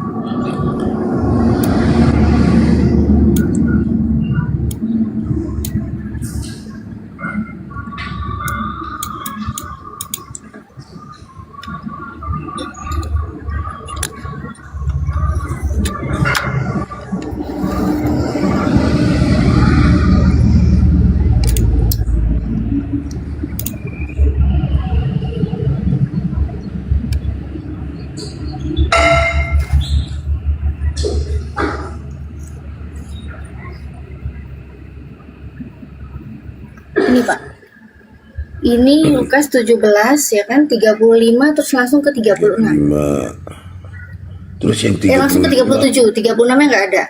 Nih, Lukas 17, ini kan 35 saya klik. Ternyata dari 35 langsung ke 37. 37. Terus apa nih? Nggak ada ini apa? Enggak. 36-nya nggak ada. Oh, berarti kalau yang terjemahannya nggak ada ya, aku nggak tahu aku bahasa apa itu kan. Apa gunanya? Sama aja nunjukkan yang tadi. Maksud saya nggak ada terjemahannya itu nggak ada nggak. Ini apa? Di tahun berapa dia? Yang untuk terjemahannya nggak ada ini ya. Aduh. Ya terjemahannya nggak ada itu. Pak, ini angka kosong ya Pak ya. Ini di kodeksnya tuh kosong Pak. Iya, makanya saya bilang pada waktu itu tahun berapa dia ini di klaimnya itu kalau itu apa kok nggak asli itu. Tahun berapa kelemahannya? Secara data saya nggak tahu ini diklaim tahun berapa karena dia nggak bilang ini minjemnya tahun berapa, nggak bilang Pak. Pinjemnya tahun berapa nggak dibilang. Ini secara data cuma bilang nggak asli terus dipinjem. Jadi nggak ada tertulis tahun dipinjemnya kapan, itu nggak ada Pak di sini Pak. Saya nggak mau nambah-nambahin yang nggak tertulis Pak. Oh, berarti nggak ada tahunnya terbitannya ini menyatakan nggak asli ya. Maksud saya kan kalau di contoh tahun 1900 atau 1850 ya tentu kan ada bandingannya di tahun 1980 80 contohnya kan ada Alkitab terjemahan. Kalau Bapak bilang itu mulainya kapan, secara data nggak ada ya Pak ya. Nah tapi secara data ini jelas yang Bapak pegang sekarang, yang LAI bikin itu sumbernya tidak jelas. Oh, berarti sumber dari kekristenan sendiri nggak jelas ya? Ya kan kita harus teliti dong. Ya, kasihan terbitannya ya, kekristenan sendiri nggak jelas. Sesuai dengan tahunnya ini, ya tentu kan ada terjemahannya bagaimana dibuat kan gitu. Itu maksud iya kita. Pak, iya ini kasihan ya. Ini LAI berani-beraninya menerjemahkan, bahkan pakar Bible dari Yerusalem berani-beraninya mengatakan ini tidak asli. Tapi dipinjam dan ini nggak menyertakan ya, nggak jelas ya tahunnya berapa, mulai kapan ya, kasihan ya. Ternyata datanya nggak jelas. Wah ngeri ya, berarti ngeri. Iya, masalahnya begini loh Bu. Nggak jelas. Masalahnya berani. Mereka itu kan sudah pakar semua, profesor loh. Iya Pak, makanya ini yang pakar Bible saja dari Pakar maling mengatakan ini nggak asli gitu loh Pak. Enggak. Kalau ibu yang bisa, pakar Bapak bilang nggak jelas, apalagi Bapak. Masalahnya ibu ini kan mengklaim. Kok saya mengklaim? Emang apa namanya itu? Apa namanya itu? Saya klaim apa Pak? Akan tidak asli lah, menuduh lah ya. Oh ya ini framing menuduh, ini. Tapi data yang ibu keluarkan tahun berapa yang menyatakan Lukas 17:37. Tahun ini tahun 2025 tanggal berapa sekarang? tanggal 8 Maret ini saya membuka data, secara data jelas sekali situs Alkitab Sabda ya, Lukas 17:36, pakar Bible dari Tafsiran Yerusalem mengatakan ini nggak asli. Bukan Alkitab saya, Pak. Sabda. Makanya saya bilang di terjemahannya bagaimana dia tulisan, kan mau juga begini loh. Ini loh udah gue tunjukin terjemahannya kayak gimana sih ini Bapak. Makanya ini dikasih kurung Pak, karena ini ada sesuatu ini dikasih kurung ini. Ternyata ini nggak bener, ini ada yang nggak asli ternyata. Gimana sih Bapak ini? Ada kurung ini. Iya, ini terjemahan LAI-nya ada kurungannya. Nih. Bahkan saya nggak cuma nampilin terjemahan TB loh, nggak cuma TB 1974 loh Pak yang saya tampilkan. Ini AYT 2018 juga sama dikasih kurung. Terus ini malah kosong, TSI 2014 kosong. Makanya saya bilang dia pembandingnya itu dia tahun berapa dan bagaimana. Bandinginya udah sama kodeks Bapak. Bapak ini kodeks aja belum tahu. Parah ini ah. Aduh.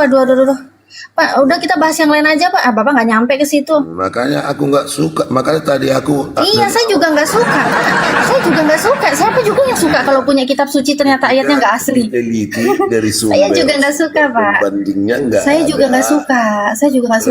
Itu namanya menyalah-nyalahkan gitu. Saya nggak nyalahin loh. Bapak sendiri yang sadar kalau ini salah. Saya sih nggak nyalahin. Masalah. Bapak sendiri yang sadar kalau ini salah.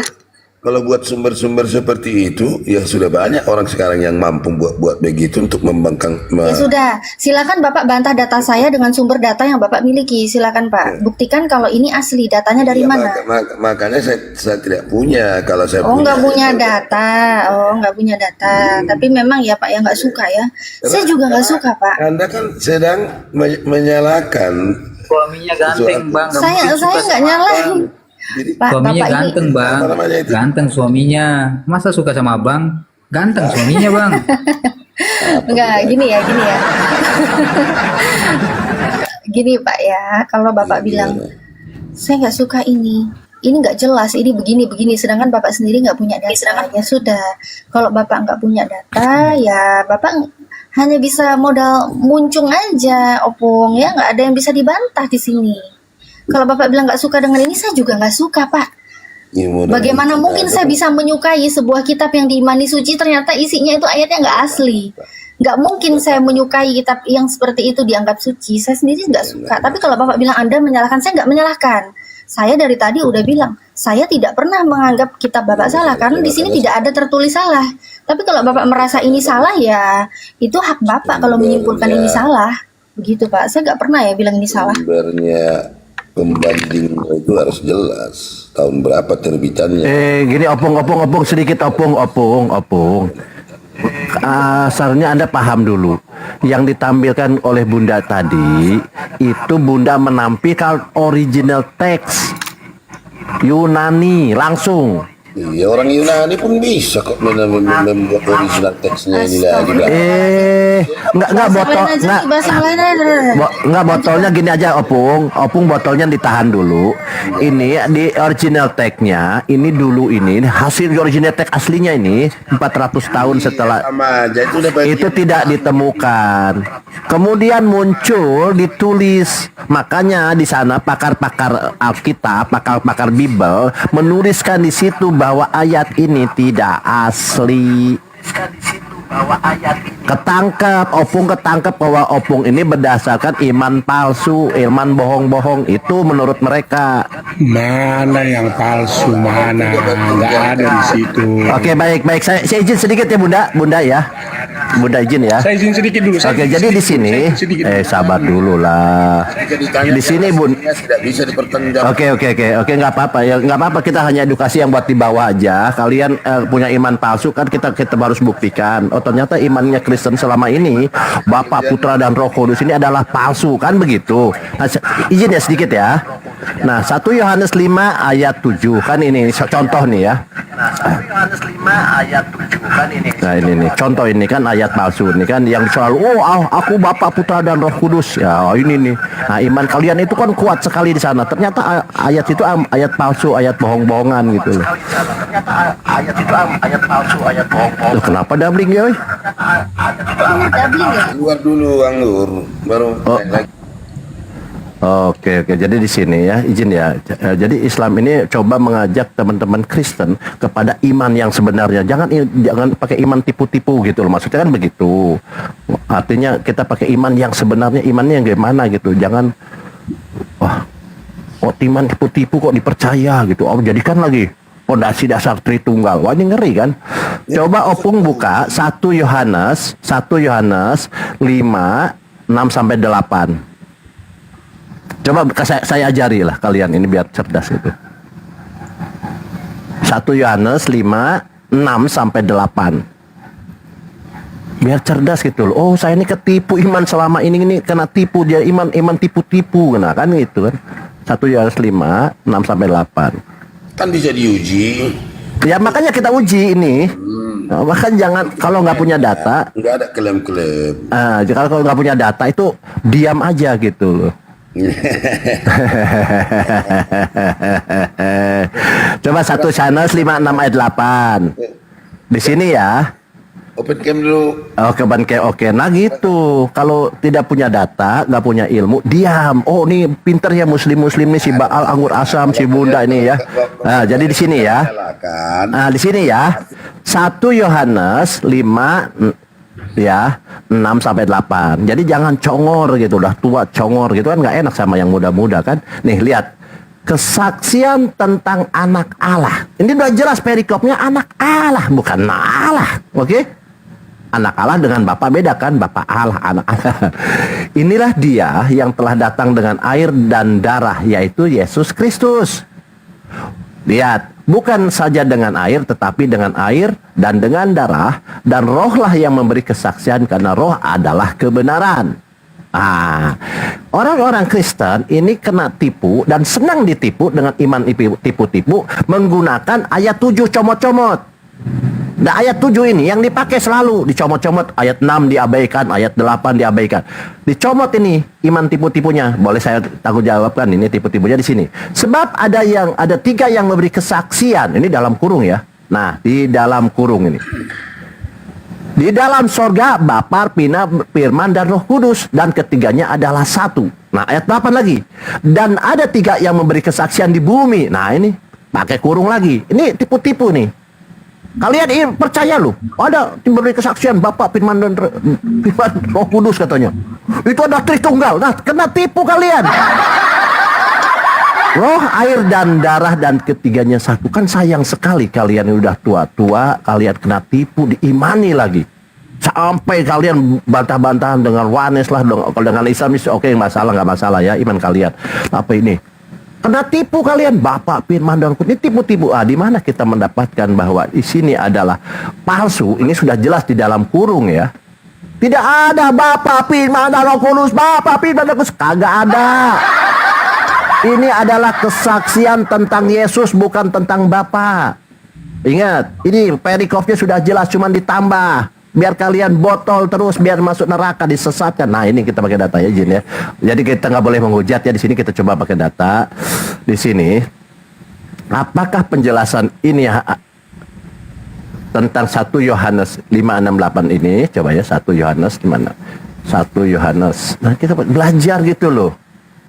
Kena tipu kalian, neraka loh kalian ini. Resikonya. Kau kasih ngomong dulu aku, kasih ngomong aku. Jangan kamu aja. Kasih. Oh, silakan. Silakan. Itu kan penipu, itu lebu.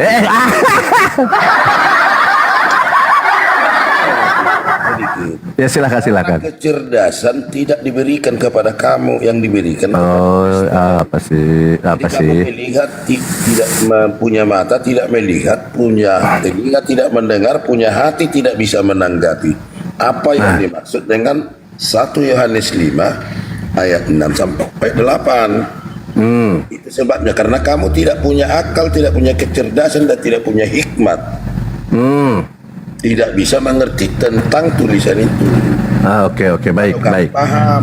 Iya, paham, karena ajaran iblis. Di sini dikatakan gini ya, teman-teman, bukan kata saya ya. 1 Yohanes 5 ayat 7 ini ajaran iblis yang diimani kalian sebagai iman yang besar. Karena bagian ini pasti tidak asli. Nah, kalau tidak asli palsu. Kalau tidak asli itu berarti dari iblis, karena hanya 2, dari Tuhan dan dari iblis. Yang asli itu dari Tuhan, yang palsu dari iblis. Ini jelas loh. Bagian ini tidak terdapat dalam naskah-naskah Yunani yang paling tua dan tidak pula dalam terjemahan-terjemahan kuno. Bahkan dalam naskah paling baik dari Vulgata, bagian ini kiranya asli sebuah catatan pinggir. Aslinya catatan pinggir halaman salah satu naskah terjemahan Latin yang kemudian disisipkan ke dalam naskah-naskah oleh penyalin dan akhirnya bahkan disisipkan ke dalam beberapa naskah Yunani. Karena bagian ini pasti tidak asli. Nah, tinggal pilih. Kalian ini ajaran iblis bukan ajaran Tuhan. Kalau mempercayai di surga adalah Bapa, Firman dan Roh Kudus. Ini selesai loh sebenarnya. Karena firman itu hanya satu. Ada dua pilihan, dua opsi, dari iblis dan dari Tuhan. Nah, itu aja. Nah, berarti dari iblis. Kalian Kristen yang mempercayai ini Bapa, Firman dan Kudus, iblis. Benar, saya yakin dari iblis. Karena di sini udah jelaskan tidak asli loh. Demikian dari saya. Lanjut. Saya mau jawab begini, singkat aja aku. Yang mana lebih bagus? Ajaran iblis. Pak, buka penutup botol dulu, Pak. Buka penutup botol. Menunjukkan jalan kebenaran bagi kita daripada ajaran mengaku Tuhan tapi menunjukkan ke jalan kita, ke jalan kesesatan. Saya mau tanya kamu, kenapa? Oke, pertanyaannya bagus. Saya ulangi. Ya, oke, nggak usah diulangi, saya paham. Jadi Kristen ini ajaran iblis karena memang diajarkan oleh iblis. Pakai data ya. Lebih bagus, yang mana lebih bagus? Ajaran iblis. Tapi ajaran iblis bagus katanya. Tapi membawa kita ke jalan yang benar daripada jalan yang benar. Di mana iblis ngajarin benar? Nah, ini Oten. Oke, lanjut yang lain aku puasa sedikit biar agak kondusif. Lanjut. Sayang Oten lagi susah sekarang. Perjelas dulu pertanyaanku sih. Masa nggak bisa ngomong aku? Ya kan? Mengaku dari ajaran iblis tapi membawa kita ke jalan yang benar, ke hidup yang benar daripada ajaran mengaku ajaran Tuhan tapi membawa kita ke jalan kesesatan. Hidup sesat, yang mana lebih bagus? Benarnya dikatakan Baal itu betul bahwa ajaran iblis nih saya tunjukin. Wah, enak lagi nih, kita dapat ilmu gratis lagi nih. Lanjut, kita bahas iblis aja. Yang mana lebih bagus? Ya, iblis ya. Gampang aja iblis lah, ajaran iblis. Bagus, kita kan sekarang melihat jalannya, bukan sumber. Iya. Kalau kamu bilang sumber dari iblis mengajarkan jalan yang benar. Buruk. Oke. Jangan buruk. Oke. Pak TB di mana ada bawa kita ke dalam kesesatan. Itu di mana? Ini. Ini ajaran iblis nih. Ini ajaran iblis nih maksud Bang Baal tadi. Kita tidak mengenal Tuhan, itu ajaran iblis itu enggak. Iya, bentar. Saya baca dulu nih. Kisah Para Rasul 14-12. Kisah Para Rasul kesaksian, tambah lagi nih. Ini nggak pernah. Ini kau nggak imani. Nggak pernah bisa imani. Dari dulu nggak pernah pandai. Mualaf. Iya, dengarkan dulu. Barnabas mereka sebut Zeus dan Paulus mereka sebut Hermes. Ya kan? Karena ia yang berbicara. Barnabas mereka sebut Zeus dan Paulus mereka sebut Hermes. Kita buka di sini. Hermes itu siapa? Gitu kan. Siapa yang menyebut? Yang menyebut itu siapa? Enggak. Tenang satu-satu dong. Satu-satu. Siapakah Hermes? Dulu satu-satu. Kenapa? Siapa yang menyebut Paulus? Apa? Iya, siapakah Hermes? Dengarkan, siapakah? Siapa yang menyebut Paulus itu Hermes? Ini kan kitabmu yang menayangkan. Dengarkan. Iya, kamu kan yang baca. Siapa yang menyebut Paulus itu Hermes? Iya, saya kasih tahu. Siapa yang menyebut? Pengikut Paulus. Kok pengikut Paulus? Salah kamu. Makanya dengarkan. Kita lihat ya. Nih, saya masuk kembali nih. Nih, ntar. Ini saya masuk ke kau baca nih. Siapa? Nih kan? Ya diam. Barnabas mereka sebut Zeus dan Paulus. Dari atas. Kenapa kau cerewet sekali? Lagi mau ditunjukkan ajaranmu ini, lagi mau dibongkar. Dari atas, nggak berani dia dari atas. Kalau nggak bisa kondusif, Nggak berani saya dia. moderator, saya turunkan Anda dulu, ya. Dengarkan, itu baru kartu kuning, nanti kartu merah saya naikin kamu lagi. Dengarkan baik-baik. Barnabas mereka sebut, Roh Kudus menghalang. Barnabas mereka sebut Zeus. Dan Paulus mereka sebut Hermes. Karena ia yang berbicara, maka datanglah imam dewa Zeus yang kuilnya terletak di luar kota, membawa lembu-lembu jantan dan karangan-karangan bunga ke pintu gerbang kota untuk mempersembahkan korban bersama-sama dengan orang banyak kepada rasul-rasul itu. Nah, sekarang kita buka. Hermes di sini tertuju kepada siapa? Nah, baca. Hermes adalah dewa dalam mitologi Yunani yang dikenal sebagai utusan para dewa, pelindung perjalanan, dan pelindung pengembala. Selamat datang di kebenaran. Jadi ajaran-ajaran yang tadi diajarkan, disampaikan oleh Bang Baal, benar bahwa ajaran-ajaran kalian itu bersumber daripada pagan. Siapakah yang menghasut? Adalah iblis. Iblis itu bagian daripada pagan, menyembah kepada para dewa-dewa mitologi. Bantah dengan data, cepat. Ini belum bisa masuk Komal Buya ini, bikin malu ini. Apologet yang Masa Dia masuk di itu Baca di komalnya. Coba biar kebaca yang bagus. biar kau baca. Oke, biar. Tengok di ayat 11 dia menyatakan ketika orang-orang banyak melihat apa yang telah diperbuat Paulus. Fokus ya.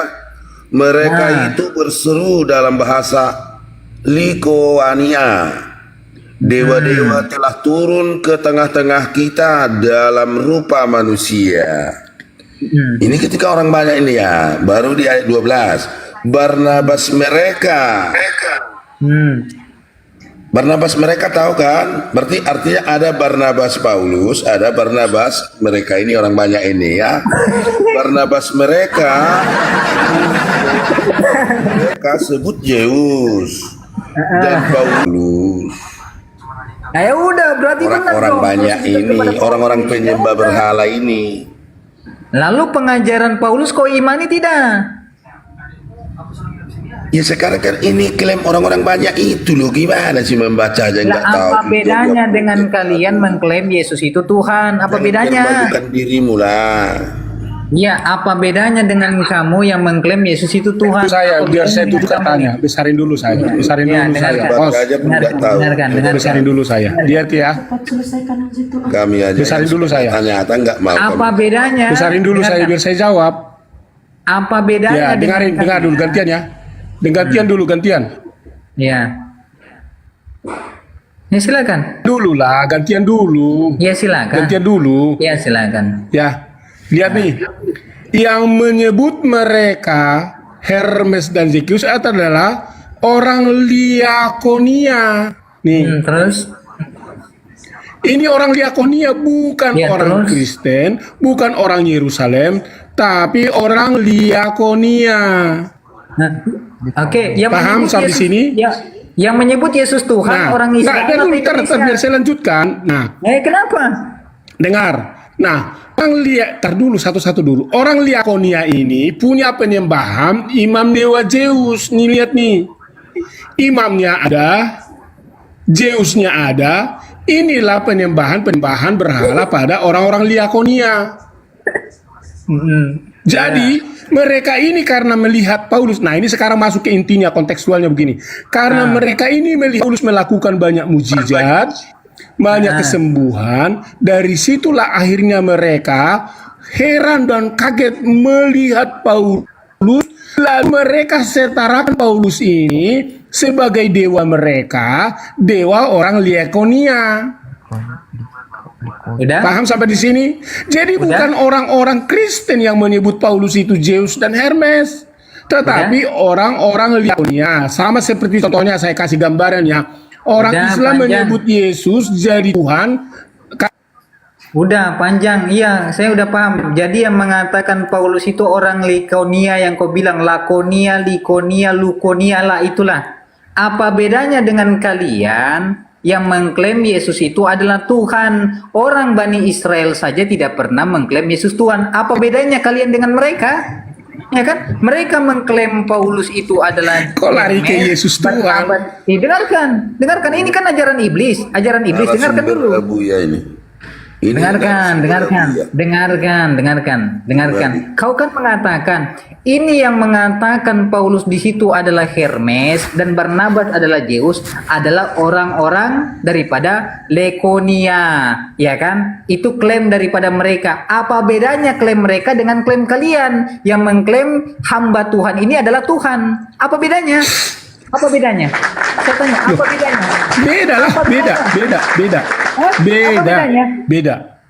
Bedanya gimana? Bedanya saya mau kasih tahu Bedanya sama di kamu. mana? Bedanya bahwa bedanya Yesus- begini. Kami Dengarkan, percaya dengan Yesus melakukan mukjizat hingga kalian gantian mengklaim dulu. dia adalah Gantian Tuhan. dulu. Iya. Gantian dulu. Habis ini. Beda- 1 menit. Yesus melakukan mukjizat hingga kalian mengklaim dia adalah Tuhan. Paulus melakukan mukjizat hingga orang-orang Lakonia ini mengaku dia adalah Hermes. Apa bedanya kalian dengan daripada penyembah pagan tersebut? Apa bedanya? Coba, apa bedanya?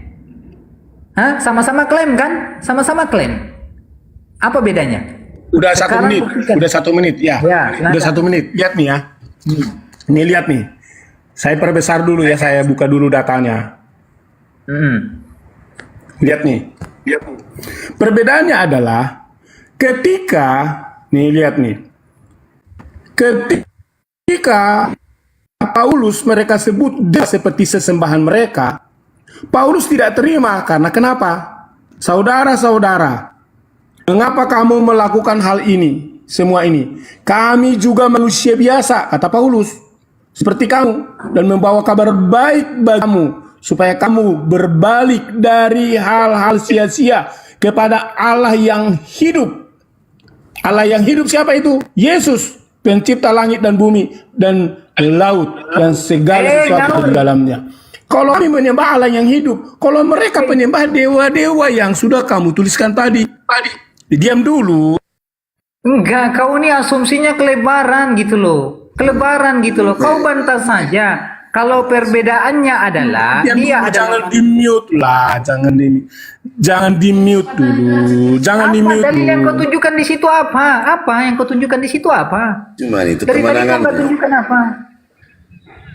Dengarkan. Dia kan menang bisa mute. Minta maaf bang, minta maaf bang, harus fair dong bang. Bikin malu aja. Narasumbernya yang jelas lah Abu ya. Bukan masalah narasumber. Kita diskusi itu harus jelas gitu loh, bro. Harus jelas. Kalau kau menunjukkan ayat, menunjukkan perbedaan bahwa perbedaannya adalah dia manusia biasa. Apa bedanya dengan Yesus? Matius 26 ayat 64. Apa bedanya? Awak aja tukang apa sapu bedanya dengan gereja ngerti. Iya, dengarkan Gereja, dulu. apalagi kamu lawan pendeta. Aduh. Panggil Paulus mau kalau masih hidup suruh dia debat sama saya, nggak usah pendetamu. Paulus mau suruh bangkit. Panggil Paulus mau suruh bangkit sama saya. Dengarkan baik-baik ya. Jelasan dulu bang, kami pun kalau mau Dengarkan. framing Kau kami bisa mengatakan diam dulu. Kau mengatakan bedanya adalah Paulus itu manusia biasa. Apa bedanya dengan Yesus? Iya kan? Matius 26 nomor Nggak dikasih 64. menjelaskan nih. Jawab. Kita nggak dikasih menjelaskan. Kita nggak dikasih kau kan menjelaskan. bahas Oke, baik Akhi Yunus, bentar izin juga ya, Bang TikTok izin. Saya kasih timer ya. Temer, pakai temer, baik temer, kita lihat. Saya kasih timer supaya adil ya. Mantap, Tapi Bang Benny, mantap, saya Bang mohon Benny. kalau sudah saya kasih timer jangan dilanggar ya. Bos, siap bos. Yang lain diam semuanya, mute ya. Jangan ada ikut campur ya. Nggak ada yang campur. Bentar izin yang lain diam Muslim semuanya di mute. Kalian nih 3 orten ngomong semua nyotos. Tadi juga kami mute. Aduh, botol Aten botol. Emang botol si Anggur Asam si botol ini si Anggur Asam. Jangan dendam. Anggur asam mute dari tadi lo, mute lo. Kenapa kalian ini kok dendam sama anggur asam? Dari tadi. Semua dendam sama anggur asam. Heran aku. Lanjut. Habis anggur asam itu bikin ngilu. Asamnya asam kebangetan. Dia Temer, silakan. Lo jangan ketawa mulu lo, Abu. Ya, sebentar ya, Lo jangan sebentar, ketawa mulu lo, Abu. sebentar. Ketawa mulu nih si Abu nih. Udah nggak usah menghibur diri lah. Nggak usah. Gua ini Pak dosen TikTok, gua lucu dengar kalian ini lucu sumpah, udah pada tua tapi Ya kok itu kan pikirannya kayak bocil. anggap aja itu iklan, Abu anggap aja itu iklan. Udah, Benny silakan bikin timer, Ben. Bikin timer, Ben. Ya, Ben, bikin timer, Ben. sebentar saudara. Supaya si Abu ini nggak suka-sukanya aja, si Abu ini suka-sukanya mulu mentang-mentang punya komal sendiri. Lo yang nge-mute bukan Abu ya lo. Oke, saya bikin timer berapa menit Abu ya? Gak usah tanya Abu ya. 2 menit, 3 menit. 2 menit, 2 menit, baik. Jangan Baik, lebih dari 2 menit baik ya. Saya mulai menit aja, dari Ahyunus takutnya. 2 menit dari sekarang ya. Silakan Oke, di mute. 2 menit. Oke, Ahyunus silakan. Oke, 2 menit. Tadi kau mengatakan bahwa perbedaannya adalah Paulus itu adalah manusia. Betul. Iya kan? Apa bedanya dengan Yesus? Yesus juga manusia. Nih, jawab Yesus. Engkau telah mengatakannya. Akan tetapi aku berkata kepadamu, mulai sekarang kamu akan melihat anak manusia pula duduk di sebelah kanan yang maha kuasa. Jadi klaimmu tentang Yesus adalah Tuhan tidak ada bedanya dengan orang-orang di zaman Paulus yang mengatakan Paulus itu Hermes, Barnabas itu adalah Zeus. Tidak ada bedanya. Satu lagi, kalau kau mengatakan perbedaannya dalam segi manusia, berarti kau adalah antikristus. Nih, 2 Yohanes? 2 Yohanes. Nah, 2 Yohanes 1 nomor 7. Nih, kau ini di sini nih. Sebab banyak penyesat telah muncul dan pergi ke seluruh dunia yang tidak mengakui bahwa Yesus Kristus telah datang sebagai manusia. Jadi tidak ada bedanya dia dengan Paulus. Paulus manusia, Yesusmu juga manusia. Yang jadi pernyataannya adalah apa bedanya kalian dengan orang tersebut yang mengklaim bahwa Paulus itu adalah Hermes dengan kalian yang mengklaim Yesus adalah Tuhan? Apa bedanya kalian dengan mereka? Tidak ada bedanya. Mereka mengklaim Paulus adalah Hermes karena Paulus melakukan mukjizat. Bani Indonesia, Bani Batak mengklaim Yesus itu adalah Tuhan, ya kan? Karena Yesus mampu membangkitkan Lazarus, ya kan? Ketika membangkitkan Lazarus pun dia berdoa. Nah, nih Yohanes 11 nomor 41. Mana Yohanes? Mana Yohanes? 11:41. Kau baca di sini. Ini Tuhanmu ini di sini nih. Maka mereka mengangkat batu itu. Lalu Yesus menghadap ke atas dan berkata, Bapa, aku mengucap syukur kepadamu karena engkau telah mendengarkan aku. Aku tahu bahwa engkau selalu mendengarkan aku. Bagaimana sosok manusia ini yang selalu berdoa kepada Tuhan, meminta syukur kepada Tuhannya, ya kan? Jadi tidak ada bedanya dengan Paulus. Paulus itu hanyalah Rasul yang dikatakan dalam Matius 7 nomor 15. Siapa? Waktunya sisa berapa? Kasih tahu bro. Kasih tahu kalau waktunya sudah mau habis. Oh Benny keluar bro. Habis. Oh habis. Yaudah. Nah, belum 2 menit kok. 2 menit. Nah, 3 menit. iya 2 menit kan? 3 menit. Masa 3 menit? Iya, udah sekarang saya ya. Ya udah 3 menit. Oke, silakan. Oke, sekarang besarin dulu saya. Biar saya buka datanya. Perhatikan, ketika kamu tadi berkata bahwa dalam konteks Kisah Rasul pasal yang ke-14 itu sudah jelas-jelas aku menjelaskan bahwa yang mengatakan mereka yang mengatakan mereka adalah dewa itu bukan orang Kristen, tetapi orang Liakonia, ya. Nih, ini udah jelas orang Liakonia. Mana nih tadi? Nih, Liakonia. Mereka yang turun dan menjadi serupa dengan manusia, lihat ya. Ini paham orang Liakonia. Dikatakan kepada Paulus. Orang-orang itu menyebut Barnabas sebagai Zeus dan Paulus sebagai Hermes. Jadi yang mengatakan itu adalah orang-orang Liakonia. Nah, karena mereka penyembahan mereka seperti itu. Tapi saya sudah berikan tadi jawaban apa yang dikatakan oleh orang Paulus. Lihat nih. Bahkan imam-imam Liakonia itu juga mengakui nih. Imam-imam dewa Zeus itu mengakui. Mereka heran karena mujizat. Tetapi apa kata Paulus? Nah, ini ayat 14 kata Paulus. Akan tetapi ketika Barnabas dan Rasul Paulus mendengar hal itu, merobek pakaian mereka dan berlari masuk, sebab mereka adalah manusia biasa. Nah, sekarang kita lihat apakah Yesus itu disebut manusia biasa? Kita coba lihat apa yang dikatakan oleh murid-muridnya. Nih, murid-muridnya bilang apa nih? Di dalam Matius pasal 16. Nih. Matius pasal 16 bilang apa? Lalu Yesus bertanya kepada mereka, tetapi apa katamu? Siapakah aku? Aku ini, kata Yesus. Kata Yesus bertanya. Maka jawab Simon, ini murid Yesus ini berkata. Waktunya habis. Silakan, Aki Yunus. Habis, besarkan, mantap. Perasaan baru kok langsung habis. Sudah dikasih timer Pak di atasnya Pak, sudah kelihatan.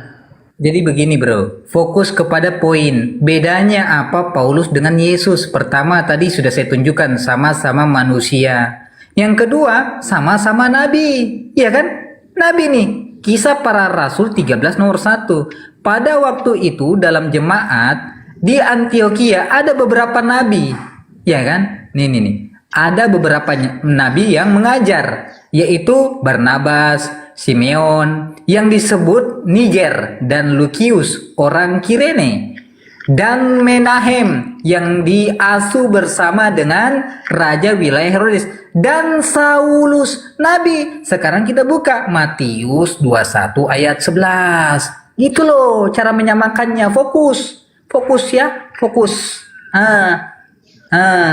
Dan orang banyak itu menyahut, inilah Nabi Yesus dari Nazaret, sama-sama manusia, sama-sama nabi.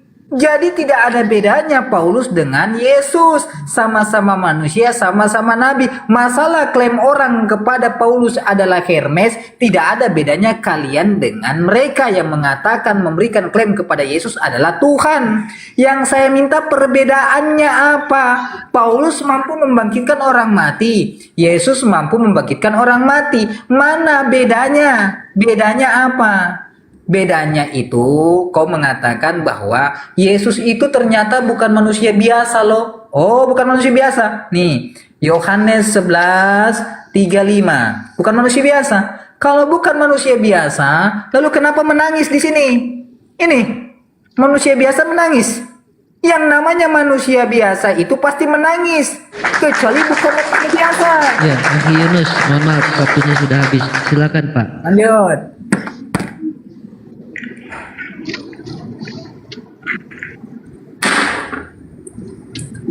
Pak STT silakan.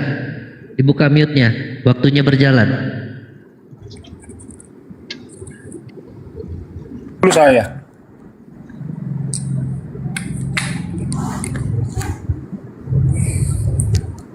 Oke, tadi saya tanggung menyampaikan ya. Lalu Simon Petrus, engkau adalah Mesias, anak Allah yang hidup. Nih, muridnya yang ngomong. Muridnya yang ngomong, siapa itu Yesus? Yang disebut di situ adalah Yesus itu kata muridnya, bukan kata orang Liakonia ya. Ya, bukan kata orang Liakonia, tetapi kata muridnya bahwa Yesus bukan sama seperti Petrus yang adalah manusia, seperti Paulus yang adalah manusia biasa, tetapi disebut di situ adalah anak Allah yang hidup. Ya. Jadi Yesus ini anak Allah yang hidup. Nah, kalau kamu katakan tadi di dalam Matius pasal yang ke Matius pasal 21 ayat 11 itu disebut Yesus Nabi, itu orang yang ngomong. Orang banyak, nih ayat yang ke-11 dikatakan begini. Dan orang banyak. Nih, siapa itu orang banyak? Yang jelas. Ya bisa imam, bisa siapa itu. Semua namanya juga banyak yang jelas. Tapi mereka sebut Yesus Nabi. Ya orang banyak wajar ngomong. Ya sama seperti Abuya. Saya bilang, oh Abuya itu adalah pembantu. Saya bilang, pembantu siapa? Pembantu Komal. Bisa aja menurut saya. Tapi apakah Abuya? Ya terserah. Namanya juga pernyataan orang. Tetapi kalau murid jelas tadi saya katakan bahwa muridnya udah menyebut di sini bahwa engkau adalah Mesias, anak Allah yang hidup. Sudah habis. Anak Allah yang hidup. Udah, oke lanjut.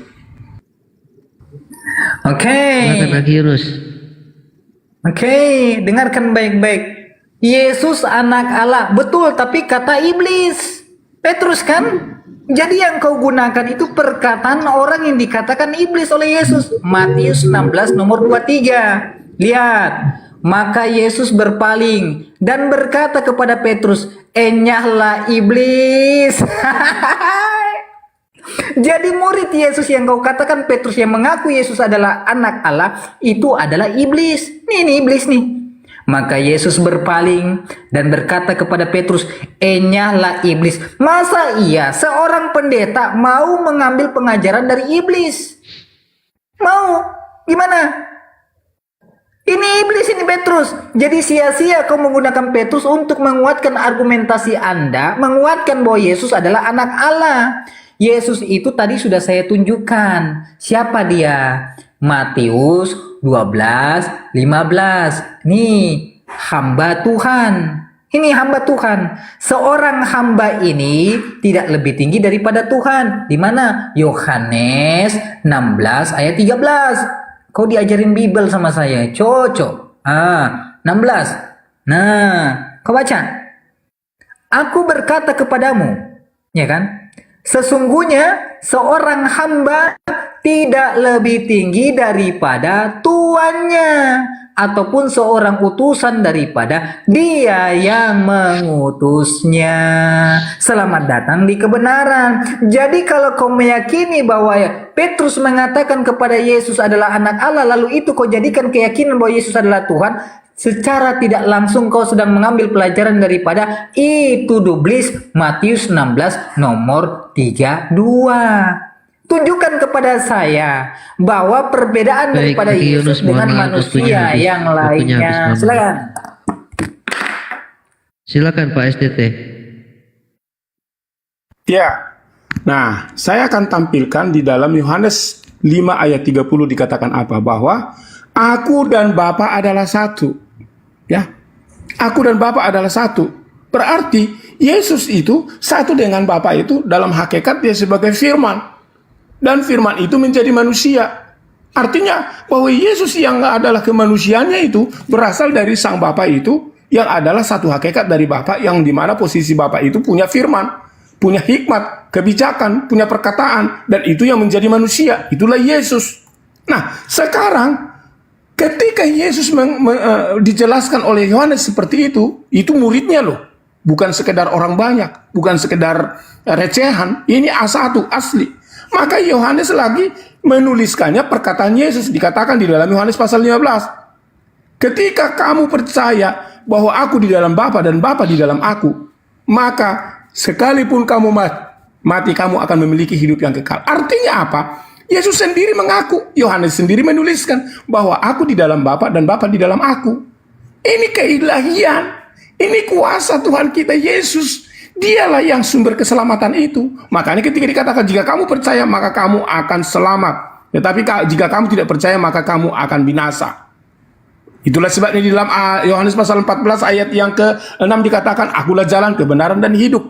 Untuk menunjukkan bahwa tidak ada nabi yang memberikan hidup di agama lain apapun, termasuk di Islam, memberi jalan petunjuk hidup selain hanya Yesus yang berkata dia mengaku dirinya sendiri. Kalian hanya minta-minta petunjuk-petunjuk dan mengemis petunjuk itu, sementara Yesus sudah menunjukkan aku petunjuk itu. Aku arah itu. Kalau kalian masih mengarah kepada sembahan yang lain yang ada di batu Hatswart, sementara Yesus sudah menjadi arah itu dan dia bilang akulah jalan, akulah arah itu. Kalian harus datang kepada arah itu. Sudah selesai, waktunya habis, silakan. Baik, jadi saya menunjukkan bahwa dia ini adalah pendeta abal-abal. Sebut ayat aja salah. Katanya aku dan Bapa adalah satu dalam Yohanes 5 nomor 30. Ternyata salah. Aku tidak dapat berbuat apa-apa dari diriku sendiri. Adanya tuh di sini. Yohanes 10 ayat 30. Ini kan yang kau cari? Ini kan? Ini kan yang kau cari ini kan? Nah, ini kan? Ini kan? Belajar banyak-banyak Pak Pendeta. Aku dan Bapa adalah satu. Bukan satu hakikat. Bukan satu tubuh. Pelajari konteks. Ku ajarin kau 3 SKS. Baca di ayat 25-nya. Ini di ayat 25-nya nih. Ayat 25-nya nih. Nih 25-nya. Ku pencet. Yesus menjawab mereka, aku telah mengatakannya kepada kamu tetapi kamu tidak percaya. Pekerjaan-pekerjaan yang kulakukan dalam nama Bapakku. Kesimpulannya Yohanes 10 nomor 30. Aku dan Bapa adalah satu pekerjaan. Karena Yohanes sendiri sudah membantah. Yohanes 5 nomor 26. Sebab Bapa sama seperti Bapa mempunyai hidup dalam dirinya sendiri, demikian juga diberikannya anak mempunyai hidup dalam dirinya sendiri. Jadi pernyataanmu yang mengatakan bahwa Yesus adalah Bapa adalah Yesus adalah mimpi di siang bolong. Yang pertama, kau bawa-bawakan batu. Bawa batu ajar Aswad. Kisah Para Rasul 4 ayat 11 yang dikatakan batu itu adalah Tuhanmu. Yesus adalah batu yang dibuang oleh tukang bangunan. Jadi bangunan saja tidak layak, apalagi mau menjadi Tuhan. Belajar lagi Pendeta. Baik, Kaki Yunus, terima kasih. Silakan Pak Pendeta. Ya, ketika dikatakan di dalam Yohanes pasal 5 ayat 10 dikatakan aku tidak dapat berbuat apa-apa. Perhatikan, ketika kata itu muncul adalah saat Yesus mengatakan bahwa itu berkaitan dengan penghakiman. Penghakiman seperti apa? Lihat ayat yang ke-21. Sebab sama seperti Bapa membangkitkan orang mati dan menghidupkan, dia juga anak yang menghidupkan. Barang siapa yang dikehendakinya. Jadi anak itu akan bisa menghidupkan, dia bisa juga membangkitkan, sama seperti Bapa. Artinya, di dalam ayat 21 ini, otoritas Bapa dengan Yesus itu sama. Sebab sama seperti Bapa membangkitkan orang mati dan menghidupkannya. Demikian juga anak menghidupkan barang siapa yang dikehendaki. Hanya otoritas kehendak di sini, totalitas diberikan kepada Yesus karena Yesus yang menjadi manusia.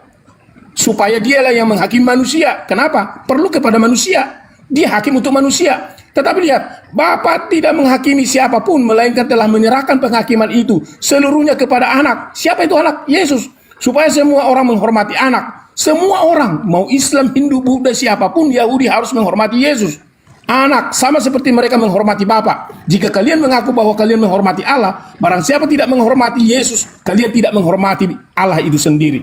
Nah itulah makanya ketika disebut, jika kalian tidak menghormati, tidak menerima Yesus yang adalah menghakimi, maka dia bilang apa? Aku tidak bisa menolong mereka yang tidak menghormati aku. Aku tidak bisa menolong mereka yang tidak bisa menerima aku. Nanti kelak kalau mereka masuk ke neraka, kalau mereka bilang, aku kan udah mengenal Allah, aku kan udah menyembah Allah. Tuhan Yesus bilang, enyahlah kamu pembuat kejahatan, karena kamu tidak menerima aku sebagai Tuhan yang mampu menghidupkan orang mati dan menghidupkan untuk memiliki hidup kekal. Itu maksud daripada aku tidak bisa berbuat apa-apa. Jadi kalau kamu Tuhan apologet muda masuk ke neraka, maka kamu tidak bisa ditolong oleh Yesus. Jangan kau makan waktu. Dengarkan. Yesus itu mampu melakukan apa saja atas kehendak Bapa. Dia mampu menghidupkan orang mati karena pemberian kuasa. Baca ini. Nih. Matius 28 ayat 18.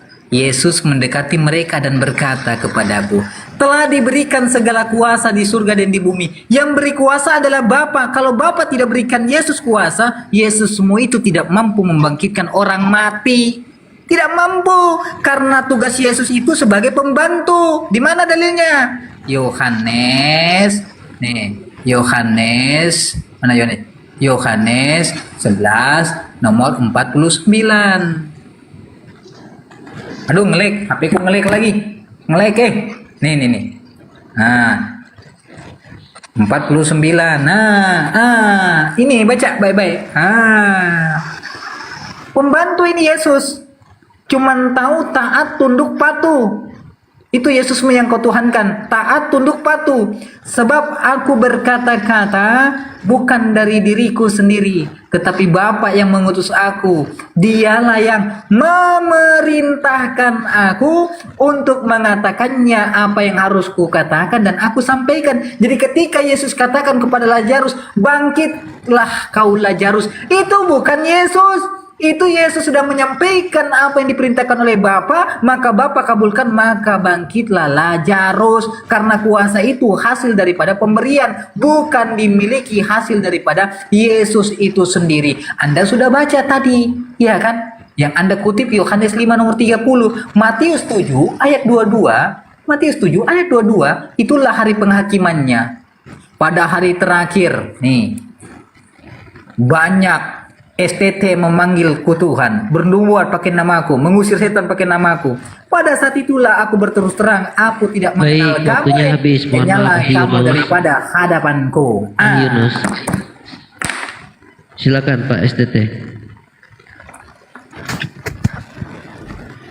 Oke, saya akan teruskan yang tadi di dalam Yohanes pasal yang kelima. Lihat nih. Jadi supaya kalian tahu ya, saya akan buka kamera dulu. Supaya kalian tahu makna daripada kata-kata Yesus bilang, aku tidak dapat berbuat apa-apa. Ya.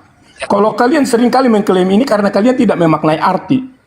Kontekstual, asal muhasalnya dari mana. Lihatlah ini di dalam atas. Ayat 28. Janganlah kamu heran akan hal itu.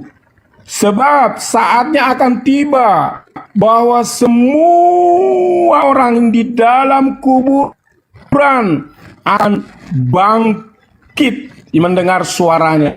Mendengar suara siapa di sini? Mendengar suara Yesus.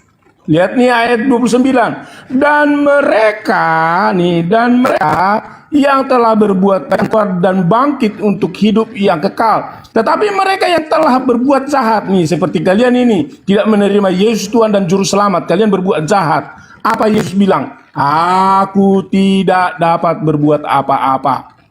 Enyahlah daripada aku, seperti yang kamu katakan di dalam Matius itu. Karena kamu kenapa tidak berseru-seru kepada dia?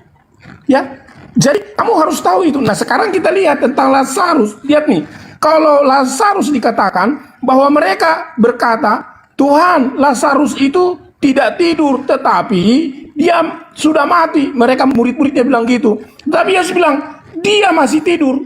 Bayangkan, saudaranya, keluarga, semua orang udah berkata mati. Tapi Yesus bilang tidak. Karena kenapa? Yesus Maha Kuasa. Dia tahu bahwa itu bisa mampu menghidupkan orang mati. Dan tadi udah diketuk di dalam Yohanes pasal 5 itu, bahwa dia mampu membangkitkan orang mati dan kubur, dan orang akan hidup kekal. Baik, Pak STT, waktunya bersama dengan habis. Yesus. Mohon maaf. Jadi ya. Lazarus ini Waktunya juga habis. Silakan. Jadi Yesus Maha Kuasa ya. Yesus Maha Kuasa, kita baca Lukas 22 ayat 43. Maka seorang malaikat dari langit menampakkan diri kepadanya untuk memberi kekuatan kepada Yesus. Kok Yesus Maha Kuasa diberi kekuatan sama malaikat? Ia sangat ketakutan dan makin bersungguh-sungguh berdoa. Mana ada Tuhan yang berkuasa lalu diberikan kekuatan sama ciptaannya sendiri? Mana ada Tuhan yang ketakutan terhadap ciptaannya sendiri? Jangan bermimpi di siang bolong. Move on, bangun dari tidurmu, bangun. Yang namanya Tuhan itu bukan manusia. Wajari baik-baik nih. Nih. Hosea 11 nomor 9. Aku baca nih. Aku tidak akan melaksanakan murkaku yang menyala-nyala itu, dan tidak akan membinasakan Efraim kembali. Sebab aku ini Allah dan bukan manusia yang kudus di tengah-tengah kamu. Kristen mengaku Yesus orang yang kudus. Kristen mengaku Yesus orang yang suci. Tuhan mengaku dia bukan manusia yang kudus di tengah-tengah kamu. Jadi jangan berharap Yesusmu itu adalah Tuhan yang menjadi manusia. Yohanes 5 nomor 37. Nih. Yohanes. 5:37. Bapa yang mengutus aku, dialah yang bersaksi tentang aku. Kamu tidak pernah mendengar suaranya, rupanya pun tidak pernah kamu lihat. Jadi kalau ada sosok yang dilihat, itu bukan Tuhan. Jadi jangan kau karang bebas penipu, kuculuk. Jangan kau karang bebas. Sesuatu yang nampak itu bukan Tuhan. Sesuatu yang serupa itu bukan Tuhan. Tuhan itu tidak serupa dan tidak bisa kamu Oke, baik. lihat. Mohon maaf, waktunya habis, Akhi. Silakan, Pak STT. Iya, jadi kalau kamu katakan tadi Yesus berdoa, iya, kamu harus lihat di Taman Getsemani. Yesus membawa murid-muridnya, lihat itu. Dia membawa murid-muridnya berdoa. Mereka diajarin berdoa dalam menghadapi pencobaan. Lihat nih ayat 40 dikatakan apa. Jadi Yesus ini betul detail dia dalam hal menghadapi setiap mengajarkan murid-muridnya. Lihat nih. Setelah nih, lalu pergilah Yesus. Pergi ke Yerusalem lalu menuju Bukit Zaitun. Murid-muridnya juga mengikuti dia. Jadi ini Yesus sedang mengajari muridnya berdoa. Berdoa supaya apa? Lihat nih. Berdoalah supaya jangan jatuh ke dalam pencobaan. Karena Yesus akan diserahkan kepada penyaliban. Tapi Yesus mengajarkan ke mereka berdoa. Tapi mereka tidur. Kenapa? Karena mereka diajarkan berdoa tapi mereka tidur. Lalu Yesus katakan di dalam ayat yang ke-46 dikatakan apa? Gini. Katanya kepada mereka. Mengapa kamu tidur? Bangunlah dan berdoalah supaya kamu jangan jatuh ke dalam pencobaan. Ini ajaran Yesus kepada murid-muridnya. Dia menunjukkan dalam kemanusiaannya kepada murid-muridnya, kamu itu perlu berdoa supaya kamu jangan jatuh ke dalam pencobaan. Inilah yang dimaksud oleh Tuhan Yesus. Kalau masalah Yesus yang kamu sebut datang malaikat menguatkan, buktinya Yesus dalam Wahyu pasal 3 mengutus malaikat. Bahkan waktu Yesus ditangkap oleh prajurit, ketika Petrus mengangkat pedangnya lalu memotong kuping Malkus, lalu Yesus bilang gini, jangan Petrus, jangan kamu pakai pedang. Kalau dia mau betul-betul, bahkan dia bilang gini, kalau kamu tahu bahwa aku bisa mengutus malaikatku untuk menghancurkan mereka ini. Manusia tidak dia minta untuk membantu dia, malaikat pun tidak disuruh untuk membantu dia. Karena kenapa? Ada tugas mulia yang harus dikerjakan dalam kemanusiaannya. Nah itulah. Ya, baik. Terima kasih, Pak. Waktunya habis. Silakan, Akhi Yunus. Kamu ini kok pimplan begitu ya? Yesus ini sudah memberikan kesaksian, mau kau jungkir balik, lari tabrak. Belum, diam dulu. Baru aku. Waktuku ini. Aku belum. Waktuku ini. Belum. Waktuku ini. Bapak, waktunya Akhi Yunus. Waktuku ini. Kau ulang nanti ya. Kau ulang nanti waktuku ya. Bahaya kau ulang waktuku nanti. Ini waktuku ini. Yesus itu sudah memberikan pernyataan, ya kan, dalam Matius 11 nomor 25. Pada waktu itu berkatalah Yesus, aku bersyukur kepadamu Bapa, Tuhan langit dan di bumi. Kalau Yesus adalah Tuhan, dia berdoa kepada Tuhan siapa lagi? Yang kedua, Yesus sudah memberikan pengakuan. Tuhan di langit adalah Bapa, Tuhan di bumi adalah Bapa. Lalu Yesus itu Tuhan di mana? Yesus itu dalam keadaan datang ke dunia ini sebagai manusia. 2 Yohanes. Mana 2 Yohanes? Nih, 2 Yohanes 1 nomor 7. Nih. Ini Yesus datang mengaku Kristus sebagai manusia. Yesus datang ke dunia sebagai manusia. Kembali ke surga juga sebagai manusia. Nih. Yohanes. Mana Yohanes? Yohanes 26. Mana? Matius mana? Matius 26 ayat 64. engkau telah mengatakannya. Akan tetapi aku berkata kepadamu, mulai sekarang kamu akan melihat Anak Manusia duduk di sebelah kanan yang Maha Kuasa. Yesus itu datang ke dunia sebagai manusia, kembali ke surga hanya sebagai anak manusia. Duduk di sebelah kanan yang Maha Kuasa. Kalau Yesus Tuhan, pertanyaannya kau jawab, yang Maha Kuasa ini siapa? Ini yang Maha Kuasa ini siapa? Tolong pendeta yang so pintar jawab. Ya baik, Kak Yunus, waktunya habis. Silakan Pak. Pak, dibuka mute-nya Pak. Ya, oke. Perhatikan, ketika disebut bahwa kamu bilang Yesus bersyukur dan berdoa, ya betul. Ya, bersyukur atas apa? Karena semua itu ya engkau sembunyikan bagi orang-orang, semua orang-orang yang bijak, orang yang sok pintar seperti kamu itu disembunyikan rahasianya. Kamu nggak tahu itu kebenarannya. Dan orang yang pandai, tetapi engkau ya dikatakan di sana bukan kepada orang kecil. Nah, diberikan kepada siapa itu? Murid-muridnya. Jadi Yesus juga mengajarkan, makanya disebut di sini di dalam ayat 23, sesudah itu berpalinglah Yesus kepada siapa? Tetap kembali kepada murid-muridnya untuk murid-muridnya tersendiri dan berkata, bangunlah, berbahagialah kamu, matamu yang telah melihat banyak nabi-nabi, raja-raja, nabi-nabi, bahkan Nabi Muhammad pun tidak mampu melihat kebenaran yang ada dalam Yesus ini yang sampai sekarang mengajarkan kepada Islam. Tetapi murid-muridnya tahu. Murid-muridnya ya tahu. Petrus dikasih tahu bahwa engkau adalah anak Allah. Yohanes dikasih tahu bahwa Yesus dengan Bapa adalah satu. Yudas Yakobus juga tahu. Ada 12 muridnya yang sudah mengetahui hal-hal itu. Bahkan ada murid 500, ada murid 1000, bahkan sampai sekarang dunia tahu bahwa Yesus itu adalah Tuhan. Nah, kamu karena kamu menutup matamu dan kamu tidak melihat, kamu hanya melihat kemanusiaannya dan kenabiannya. Tuhan kami itu Yesus. Buktinya apa? Karena ketika dikatakan di dalam Matius pasal yang ke-17, Yesus sanggup menghadirkan orang mati dan dia mampu membawa orang mati itu diperlihatkan di depan manusia. Yaitu di mana? Mari kita lihat. Bapak, oke, lanjut. Bapak sudah habis, mohon maaf Pak. Hei, kamu itu fokus untuk membuktikan Yesus Tuhan. Jangan dengan pakai dalil ambigu loh. Kalau Yesus itu Tuhan, ya kan? Kamu tidak tadi bisa menjawab pertanyaan saya dalam Matius 26 nomor 64. Siapakah yang Maha Kuasa yang duduk di sebelah kanan anak manusia itu? Nggak mampu kau jawab kan?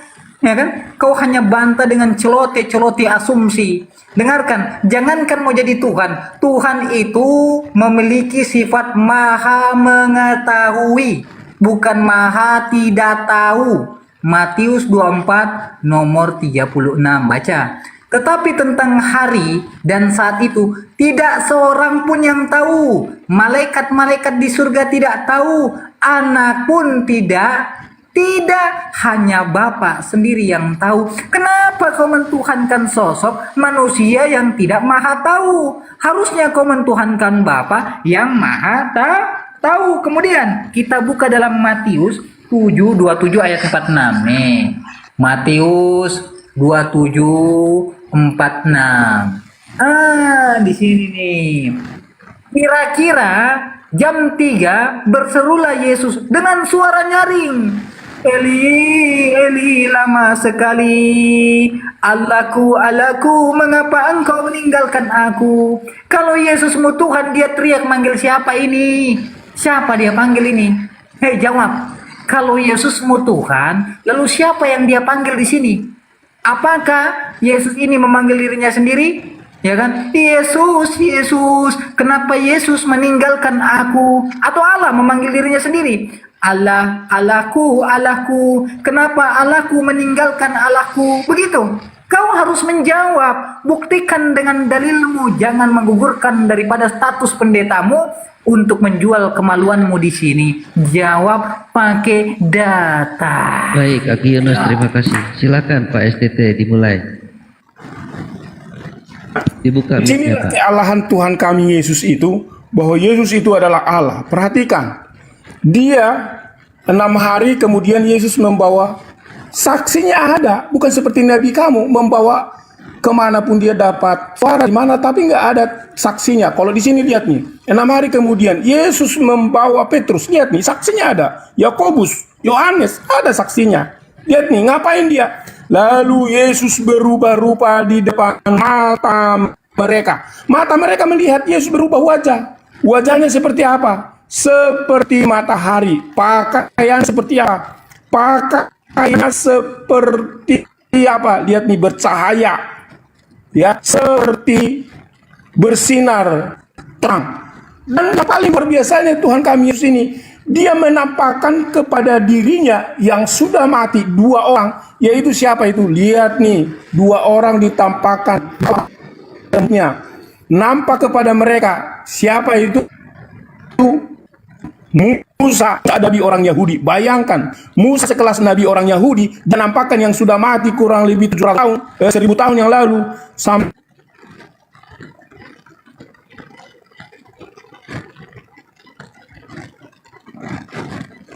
Mulai mode pesawat kabur, mulai mode pesawat. Mulai bikin pesawat, mode pesawat, hilang. Ngelek dia, Bikin mode ngelek. pesawat. Iya, mode pesawat itu, mode pesawat. Jurus kabur. Masih ada, diaktifkan lagi, lanjut. Nah, lihat nih. Udah kenal belum? Udah kenal? Udah, oke. Nah, lihat nih. Nih, bahwa maka nampaklah diam dulu lah. Ya udah, oke. Maka nampaklah kepada mereka Musa, lihat nih, dan Elia. Koneksi saya buruk nih kelihatannya. Koneksi saya buruk nih. Coba kasih ke wifi. Baik Pak, saya kasih tambahan waktu 1 menit Pak, karena tadi nge-lag Pak, silakan.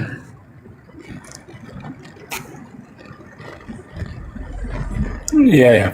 Lihat nih, bahwa Yesus kami menampilkan Musa. Lihat nih, Musa. Dia dibesarkan lo ini. Mana ada Allah kamu menunjukkan nabi-nabi sebelumnya tampil di depan Muhammad sebagai saksi, atau Muhammad menampilkan kepada sahabat-sahabatnya tentang nabi-nabi sebelumnya berbicara? Nggak ada. Tetapi berkata kepada Yesus, Tuhan, lihat nih, karena Yesus berubah wajah, dia bilang, Tuhan, bahagianya kami berada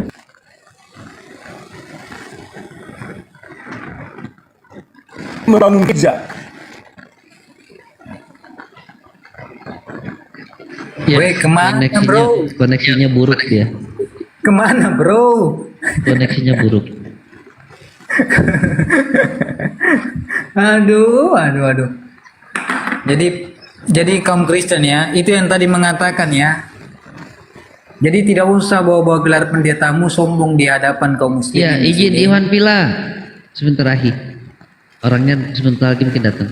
Izin Iwan Villa yang di bawah ya, ada 1900 nih mata memandang. Aduh, yang di atas ini udah berbusa-busa, berair-air, nggak ada kopi, nggak ada donat. Aduh, gimana ini? Aduh.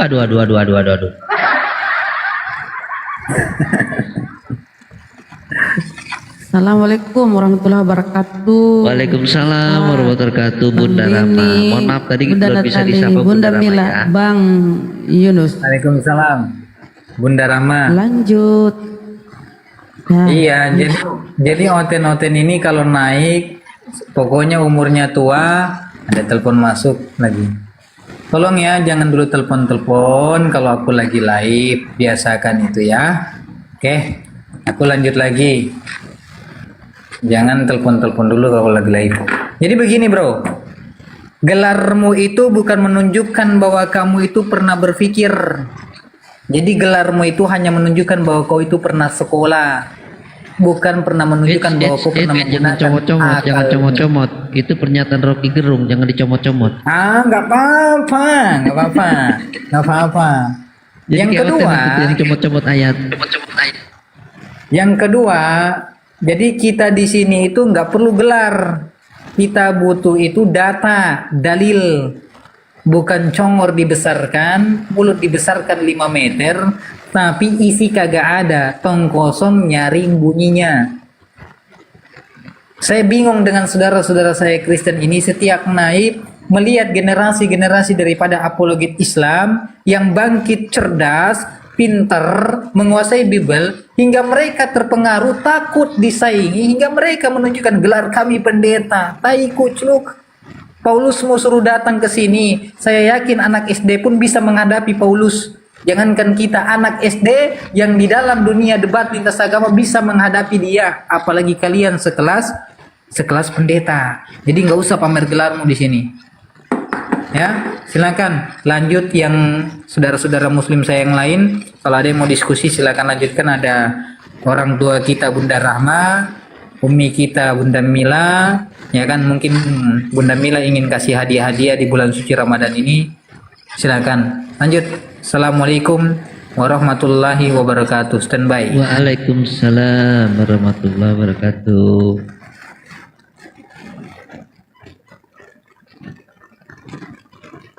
Ya syukron, hamba Allah. Aduh, kopinya banyak sekali. Terima kasih.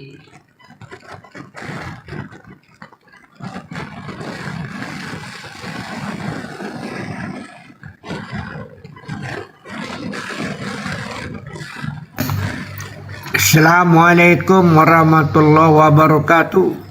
Waalaikumsalam warahmatullahi wabarakatuh. Terima kasih. Alhamdulillah, bagus apologet muda. Analisis kategorisasinya, analisis klarifikasinya, analisis validasinya, analisis verifikasinya, dan analisis falsifikasinya. Luar biasa. Ya, ditonton oleh hampir 18 tadi 2000 ya. Semua mualaf di Kalimantan, seluruh Kalimantan menonton antum ya. Alhamdulillah.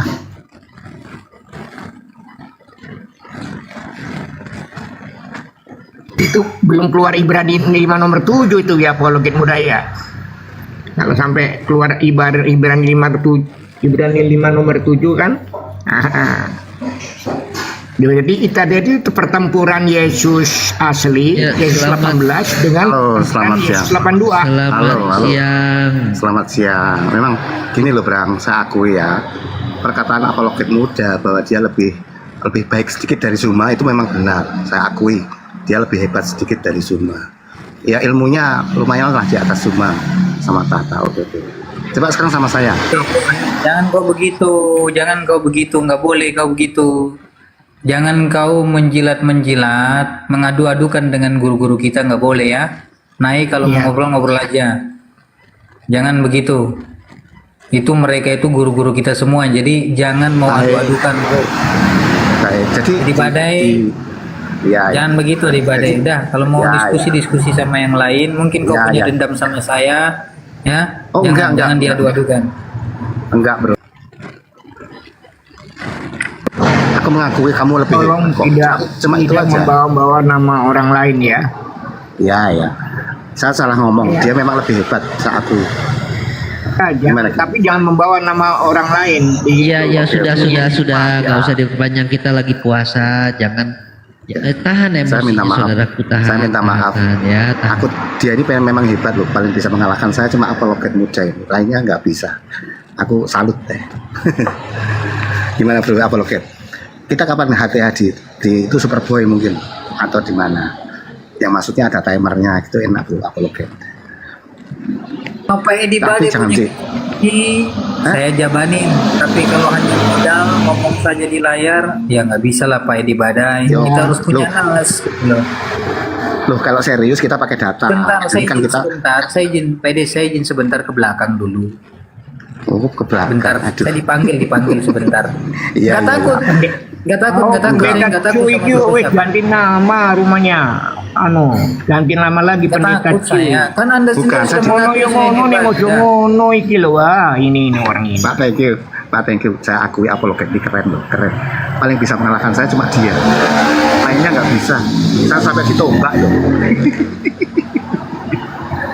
Panjenengan ditombak itu karena narasinya yang mungkin menyinggung perasaan saudara Anda yang Kristen. Iya, saya minta maaf ya. Enggak, saya tidak bilang karena mungkin teman saya.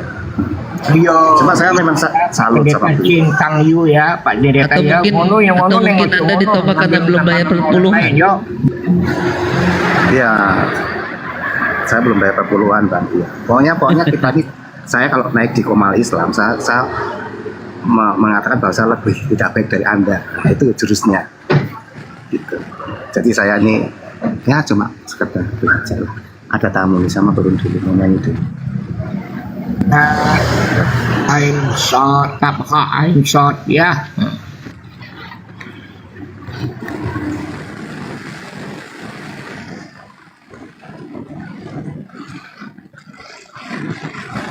Lo kemana? Bro Edi kemana? Hah? Anu, lagi ada tamu katanya. Oh,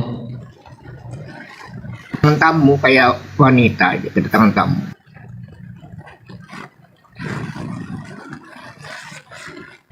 ya Iwan Villa yang di bawah. Dibantu tap-tap ya, di tap-tap aja. Di support ya channel YouTube-nya apa apologet kita ini ya. Channel YouTube-nya Abu Yastrong Live, silahkan dikunjungin, di subscribe. Channel YouTube-nya dari Natalia Iriani, juga channel YouTube-nya dari Apologet Muda, juga ada channel YouTube-nya Bunda Mila dan Bunda Rama. Silakan di subscribe ya teman-teman ya semuanya ya.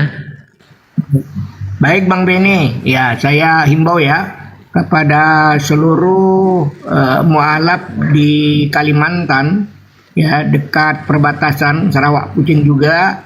Tolong, ini adalah guru-guru kita di atas, dia punya YouTube untuk dakwah ya. Tolong di subscribe, like dan di komentar ya, kepada mualaf-mualaf di seluruh Kalimantan dan di perbatasan Sarawak, Kucing dan Sabah.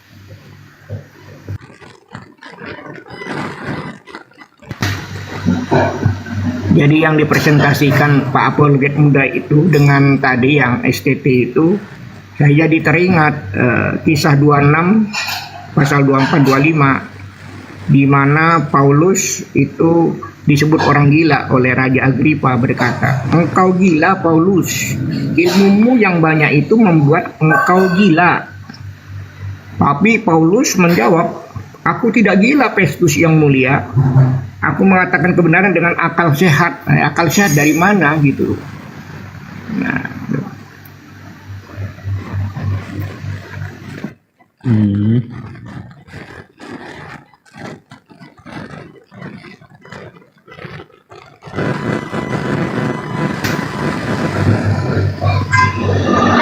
halo Ibu Ila, Bunda Rahma. Room ini memang asik kok. Aku paling suka room ini. Oh, piye Pendeta Cahyo? Ya, saya suka room ini. Roomnya keren gitu. Bagus. Cintang kok ganti Cintang Yu ya apa? Aku ditombak. Biasa, ini kan entertain toh. Ya, Oh, yang nombak sopo? Si Mas Kalau Edi teman minta saya apa nombak jadi Teman nama saya entah yang apa aja ganti namanya, besok juga ganti lagi dia. Iya, saya ini kan bintang film. Suaranya dikenal Bang Bebas. Benny.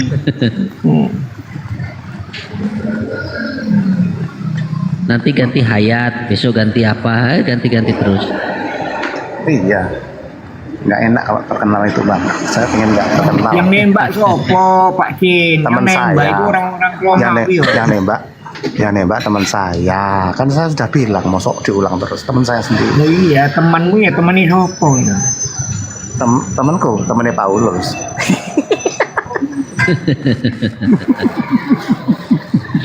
Makanya Pecenju Paulus itu disebut oleh Raja Agripa itu orang gila.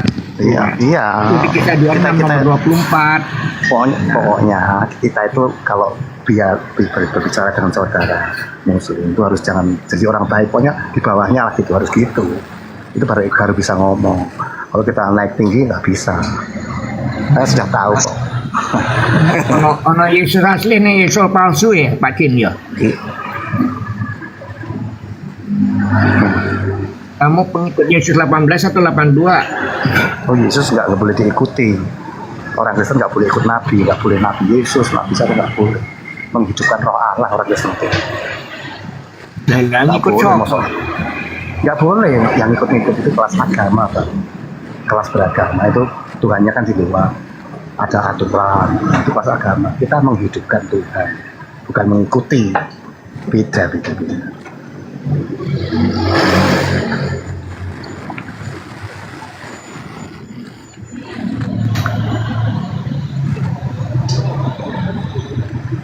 Tapi ada dua Yesus di Bible ya, Pak Jin ya, pendeta.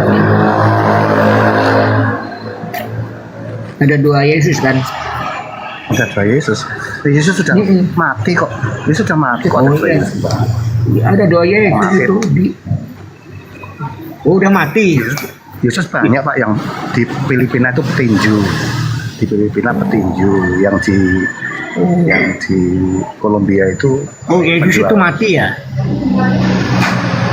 Bukan, Yesus itu mati ya, Budi? Diserupakan, gimana tuh apa?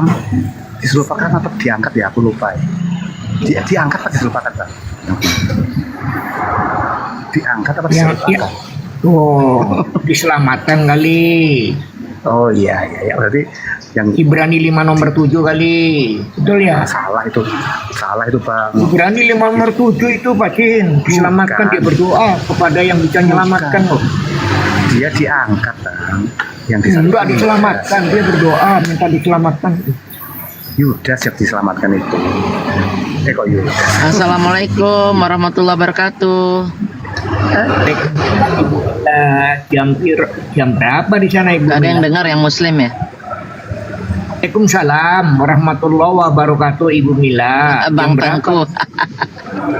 Saya mau buka puasa ini. Wah, Rahmat, apa kabar? Wah, itu menandakan Ibu Mila, sesungguhnya Allah itu tidak bisa menentukan waktu-waktu, relativitas. Surat 73 Al-Jamil ayat 20 itu. Itu betul tuh, surat 73 ayat 20. Berputar terus ya, berputar terus, nggak ada skipnya ya. Berputar. Di sini lagi puasa, Ibu Mila buka di sana.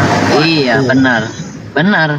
Terus di negara bagian lain lagi ini juga tengah puasa, mungkin beda 10 jam dari kalian, ada yang sebelumnya 10 jam. Pokoknya setiap detik itu pasti ada yang sholat, tidak ada yang stop.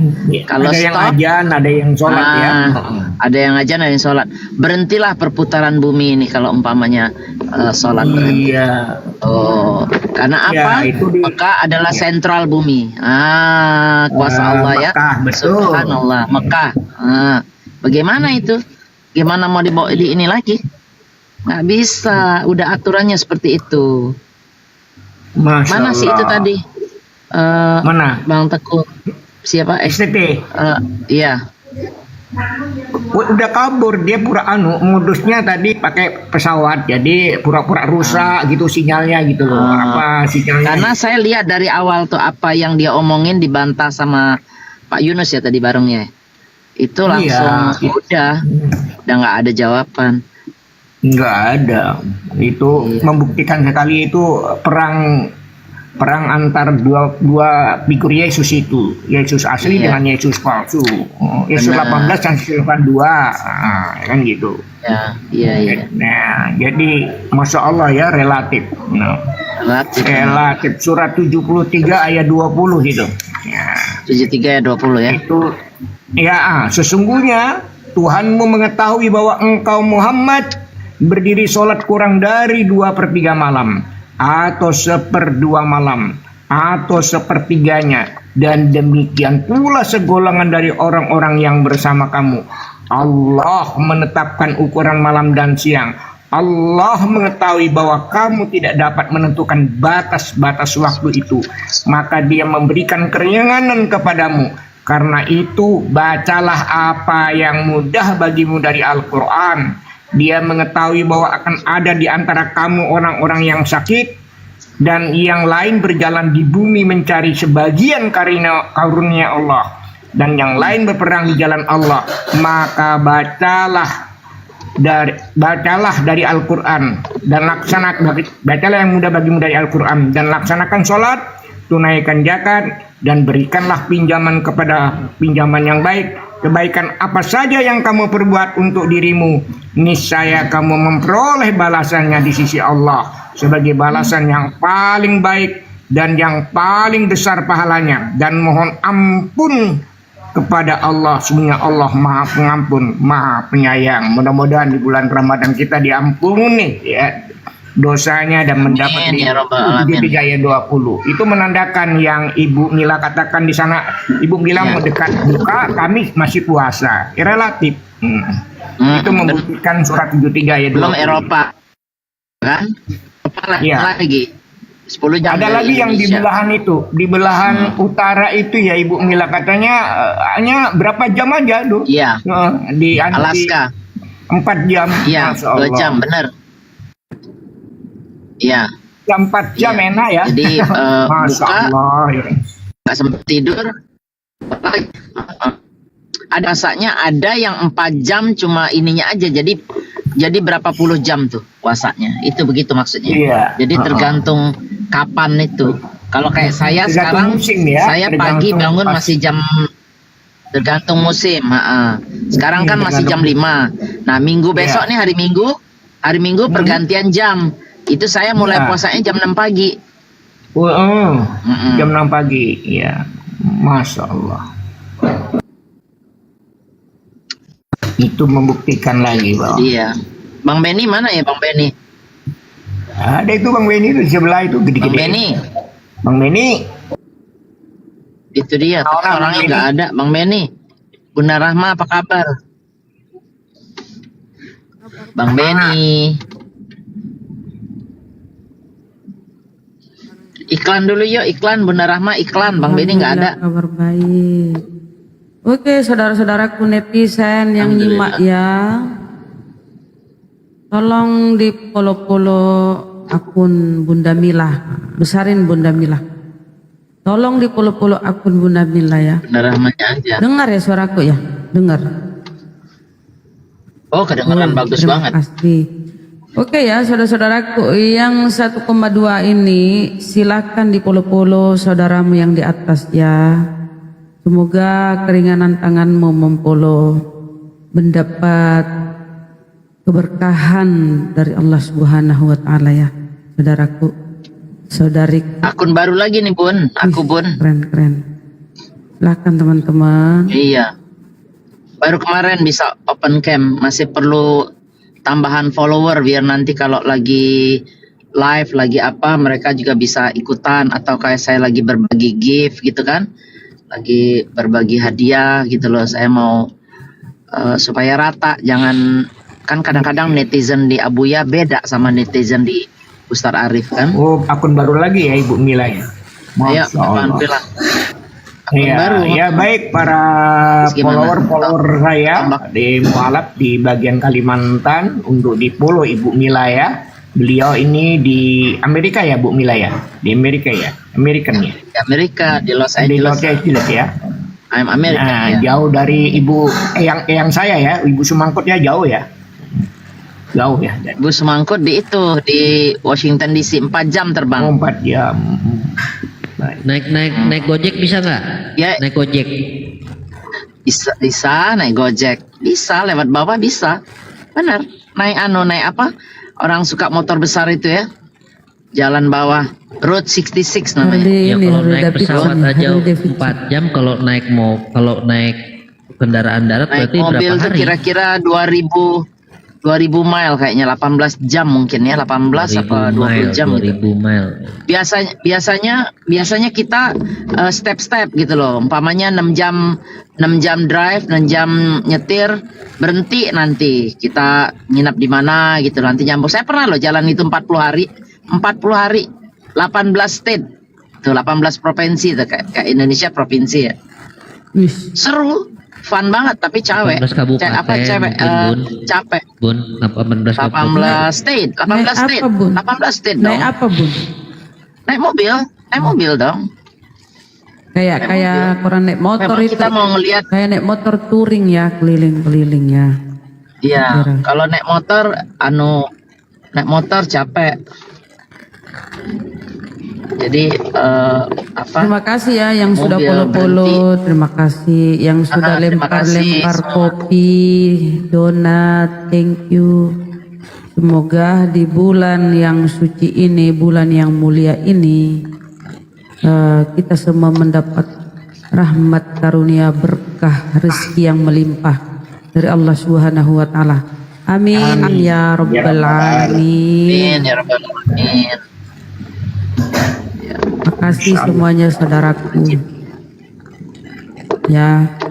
Ya Iwan Villa, kita lagi puasa loh, jangan dikasih kopi, jangan dikasih es jeruk. Aduh, bikin ngiler aja nih es jeruknya. Aduh. Saya udah buka puasa, gak apa-apa. Kasih love, kasih kalung. Kalau nggak keberatan kasih Bunda paus. Rama ini makin kesini, Pak Bunda Rama makin pinter ngomongnya sekarang ini. Bahasa Inggrisnya udah nggak terlalu aneh lagi yang umum-umum gitu. Yeah. Kasih love coba, bukan kasih love. Lope, kasih lope, Ya kasih kan lope, saya belajar dari Bunda. Lope. Belajar dari Bunda tuh. Kasih lope. Kita tukeran belajar ayat sama Bunda Rama. Bunda Rama ngajarin saya ayat-ayat, saya ngajarin dia ngomong bahasa Inggris. Nah, pasti diajarinnya ayat-ayat nggak bener nih, yang berbau-bau buah dana dan buah segala macam ini. Ya Allah. Masa Abang Beni suka gitu ah. Bulan puasa. Gimana sih? Saudara. Iya. Bang Beni. Islam kenapa enggak 40 hari puasa? Emang Tuhanmu yang 40 hari. Tuhan mau jam 40 hari. Kakek siapa?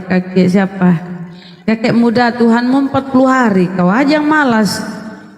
Kau aja enggak nurut. Kakek muda atau orang teman kita? Bukan, nih Oten nih. Syukron, kalong, makasih kalong. Kupu-kupunya makasih. Kak Natalia, makasih Bang Along. Saudara kita ini. Ibu Natalia mana Ibu Natalia itu? Lagi kalau break Bang kali. Bang Along nih kayaknya dari luar deh. Dari negara serumpun. Abuya monitor nggak Abuya? Dia Brunei atau Malaysia? Bang Along. Abuya lagi tadarus. Ermawati Syukron. Saya follow ya Bang Tengku. Aku sudah. Apollo nih tadi subuh. Siapa ya Apollo ya? Ariel kita sapa. Apollo. Bunda Mila minta follow, udah di follow, masa saya nggak pernah nge-follow back udah 2 minggu. Oh follow back dong. Mana Bang Benny? Itu udah temenan kita gimana sih? Mana belum? Tuh. Enak aja. Oh saya tuh dari dulu. Semua narasumber kalau di atas. Waduh. Kurang ajar bener ya. Saya suruh baca At-Taubah ayat 16. Itu pengembara pengendara Bun. Ya, oke. Selamat pagi. Saudara Ariel, selamat pagi. Waalaikumsalam warahmatullahi wabarakatuh. Ada yang ingin disampaikan Saudara Ariel?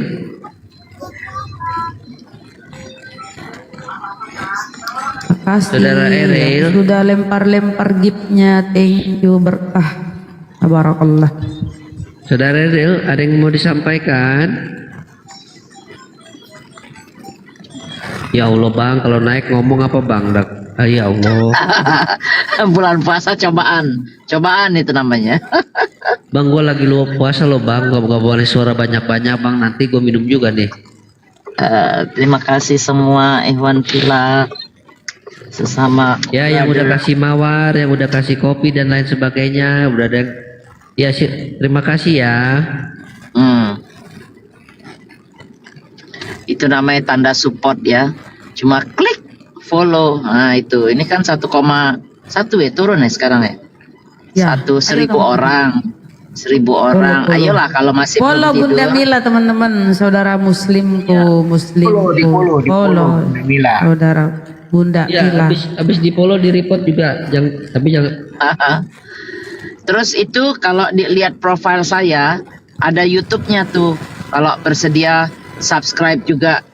Memang belum aktif digabungkan sama TikTok ini. Jadi belum ada live lagi progress. Tapi apa salahnya di follow dulu. Jadi nanti tinggal ngikutin. Untuk launchingnya kita yang follow Bunda Mila nanti bulan 6 katanya mau dapat hadiah umroh ya katanya. Saya juga nggak tahu.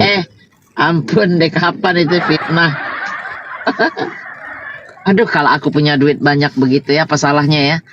di kayak arisan. Amin. Itu mana tahu jadi doa Seolah Bunda dibukakan Mila. begitu ya. Iya, kan? doain dong. Apalagi di luar Ramadan itu kan- ini, doa-doanya Itu kan diijabah oleh doa Allah. saya itu. Ya. Itu baru saya doakan Bunda Mila itu. Iya, Mana tahu bisa. Bang Benny kan mualaf ya, Bang Benny. Wah, saya mah mantan kafir.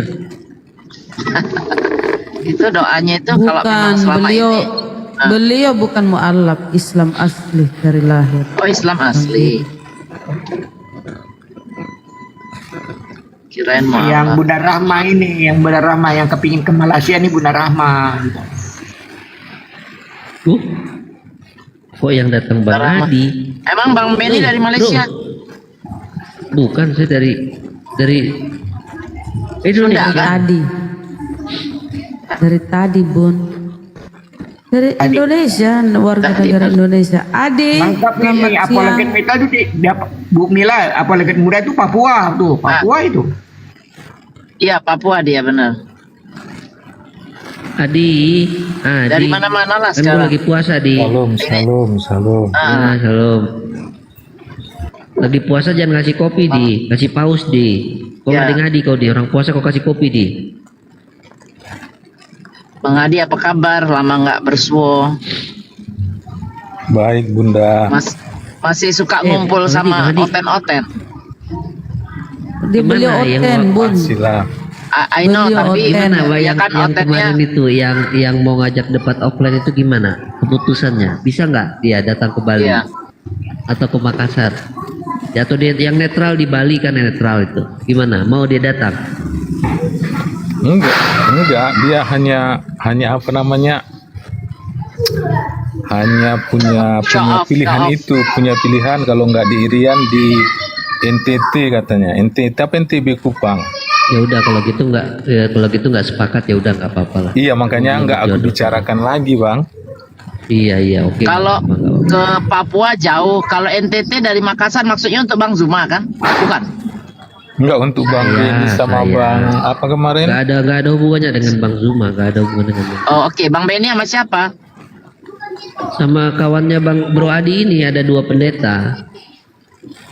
Oh, saya tawarkan di Bali. Wah, mantap juga. Ya kan gitu. Bahkan kalau nggak punya ongkos, tinggal telepon nanti dikasih biaya kan gitu. Udah kurang baik gimana coba? Iya. Bang Glenn yang menyiapkan dananya Bang Glenn itu. Glenn Daniel. Bang Adi sekali-kali di Pontianak di Oda area 0561. Iya, kemarin kan gini ceritanya, ya Kasih kan? Mbak Rina.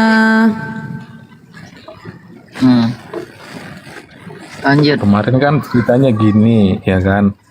Bang Ben atau siapa kemarin yang bilang ke saya, katanya ada salah satu host Komal Kristen ngomongnya agak berlebihan tentang Muslim.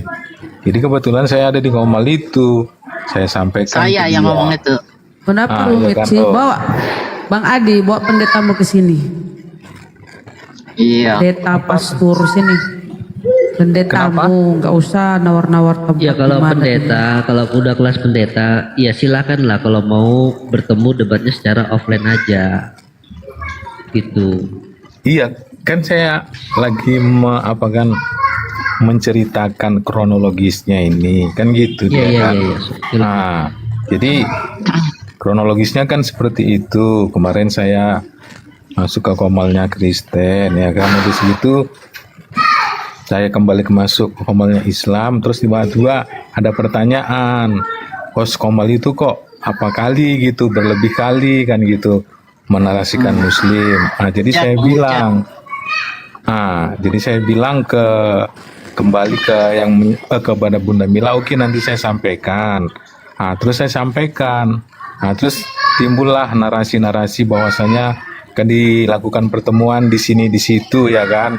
Ternyata nggak cocok. Nah, jadi saya berhenti untuk melanjutkan itu kan gitu dia. Gitu. Tapi kan dia, sebenarnya gini Bro Adi, kalau memang niat ingin berdiskusi baik-baik gitu kan, kita berdiskusi kan tetap menjunjung tinggi persatuan Indonesia kan begitu ya. Iya, tapi gini dia Bang.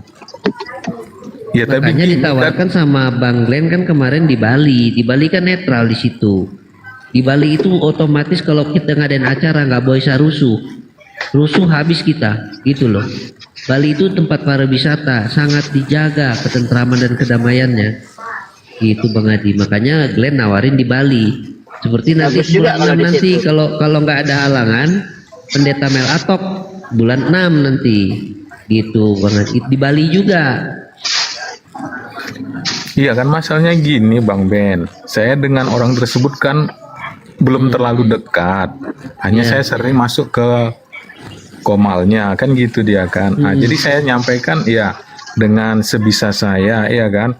Kalau dia terima, puji Tuhan, nggak dia terima, ya saya hentikanlah pembicaraan antara saya dengan Bang Ben kemarin Udah kan gitu disampaikan kan. bahwa kalau misalkan di Bali itu biaya semua kami yang tanggung. Udah disampaikan. Udah. Udah, Iya kan? oh ya udah kalau gitu. Memang beliaunya aja nggak niat mungkin.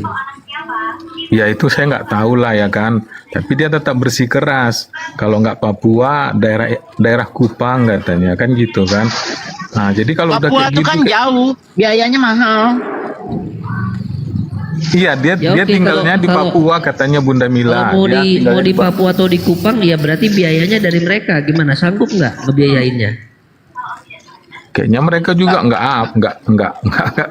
mau ada kayaknya kali. kalau kayak gitu. Iya. Ya makanya saya kan justru menawarkan nih Bali, ya kan? Kami biayai, kami yang membiayai kedatangan mereka sampai ke Bali, kami yang membiayai gitu loh. Nah sekarang kalau mereka bersikeras pengen di Kupang, oke, enggak apa-apa. Sanggup nggak membiayai kami sampai ke sana, gitu loh. Iya, pesawat, Kayaknya hotel, enggak lah. makan, segala macam. Ayo, sanggup nggak? Kayaknya enggak lah. Ya sudah kalau gitu ya udah. Paling nggak 5 juta satu orang. 5 Nggak cukup. 5 juta. Mana cukup 5 juta? Itu makanya saya nggak apa lagi kan. Satu nggak orang, apa satu namanya. orang, satu orang. Nggak cukup. Cukup. Berapa hari? Ya. Bun, kita lagi puasa Bun. Oh sorry. Ya Allah, lupa ya. Udah lanjut dulu deh, saya makan sebentar ya. Ya udah, terima kasih ya Bro Adi ya partisipasinya ya. Ya mungkin belum tercapai, nggak apa-apa lah. Ya saya juga tidak bisa memaksakan. Tapi yang penting Bang Adi kan sudah berusaha kan menjadi mediator. Ya thank you banget ya Bro Adi ya. Ya sama-sama Bang Ben. Ngomong-ngomong kapan mau puasa? Udah mulai puasa? Nggak, kalau di Kristen kan nggak wajib. Cuman di gereja Kristen. Yang gue tanya Bang Adi mau puasa enggak? Gue nggak nanya agama. Ya Allah nih orang sensitif amat sih orang nanya puasa. Iya maksudnya gini, kalau di gereja saya orang puasa kena itu penyakit dimulai kanker aja Januari. disuruh puasa. Tahu nggak, orang punya penyakit kanker disuruh puasa sama dokter. Enggak, maksud Ditanya saya lu agamanya gini. apa? Puasa sono kagak. Iya maksud saya kalau di gereja saya puasa biasanya dimulai Januari. Ya bolehlah, terserah Mas Adi lah, daripada gue benjol. Iya. Kenapa bercerita sejujurnya aja, bukan nggak ada benjol-benjolan mana. Pak Adi ini kan Adi, anak dari Iman kan gitu. Adi, tingkatan itu anak dari Iman. Ya Iwan Villa yang di bawah. Aduh nih penontonnya masih ada 1000 nih. Waduh mantap ini ya, dipantau terus komalnya Buya Strong. Oke, lanjut diskusinya mungkin sama Bang Canelo itu. Canelo Alvarez. Canelo, dibuka mute-nya Canelo. Selamat pagi semuanya. Selamat pagi, saudaraku Canelo. Selamat pagi. Gimana puasanya hari ini? Kabar saya baik. Nong nanya puasanya hari ini kabar baik gimana sih? Aduh, tadi Bro Adi ditanya nggak nyambung. Ini satu lagi nggak nyambung. Ah, udahlah. Ya memang saya memilih cara menjawab yang berbeda. Iya Bang Beni, sesungguhnya manusia itu berbuat berdasarkan keadaan masing-masing. Surah 17 Al-Isra ayat 84.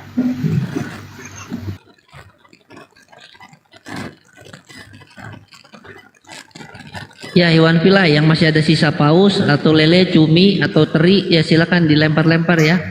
Kalau perlu sama baskom-baskomnya lemparin.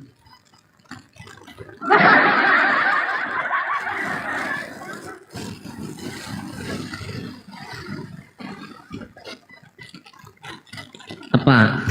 Ini apa yang berdiskusi? Kanelo. Apa nih mau berdiskusi Kanelo? Canelo Alvarez, Bunda Rahma. Ya, kalau sama Canelo ini sebenarnya nggak perlu diskusi, tinggal ngobrol-ngobrol aja.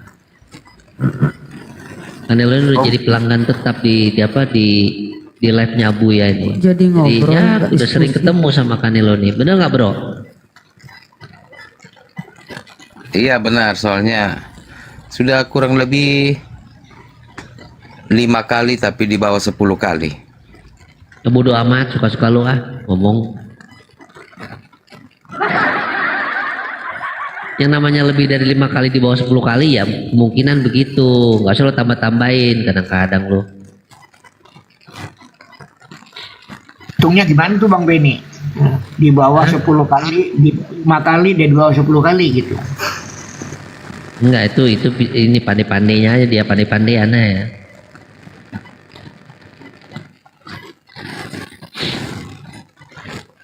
Ya, Bang Beni dan teman-teman yang lain silakan melanjutkan dengan pembicaraan dengan Bang Adi tadi.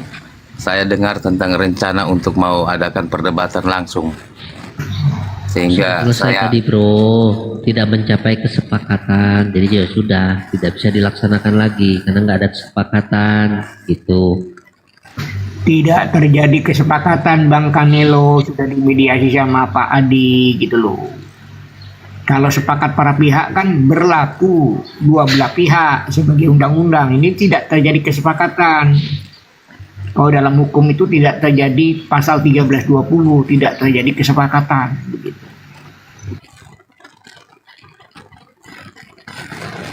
iya, soalnya saya dengar tadi bilangnya mau Ayo kita ada diskusi rencana. angkat tema santai, jangan ada penghujatan. Kita ini lagi puasa. Ya Bro. Canelo mau angkat tema Canelo, atau mau. angkat beras, ya tinggal pilih. Ya, jujur saya belum ada topik. Topik udah Pagi ini belum pulang. ada topik. Topik udah pulang tadi. Tadi dari sini dia tuh udah pergi, udah pulang Topik. Kita angkat tema, Bang Bro. Nah, angkat tema Yesus. Bang Canelo. Ada di dalam Yesus versus Paulus, kontradiksi. Itu keren.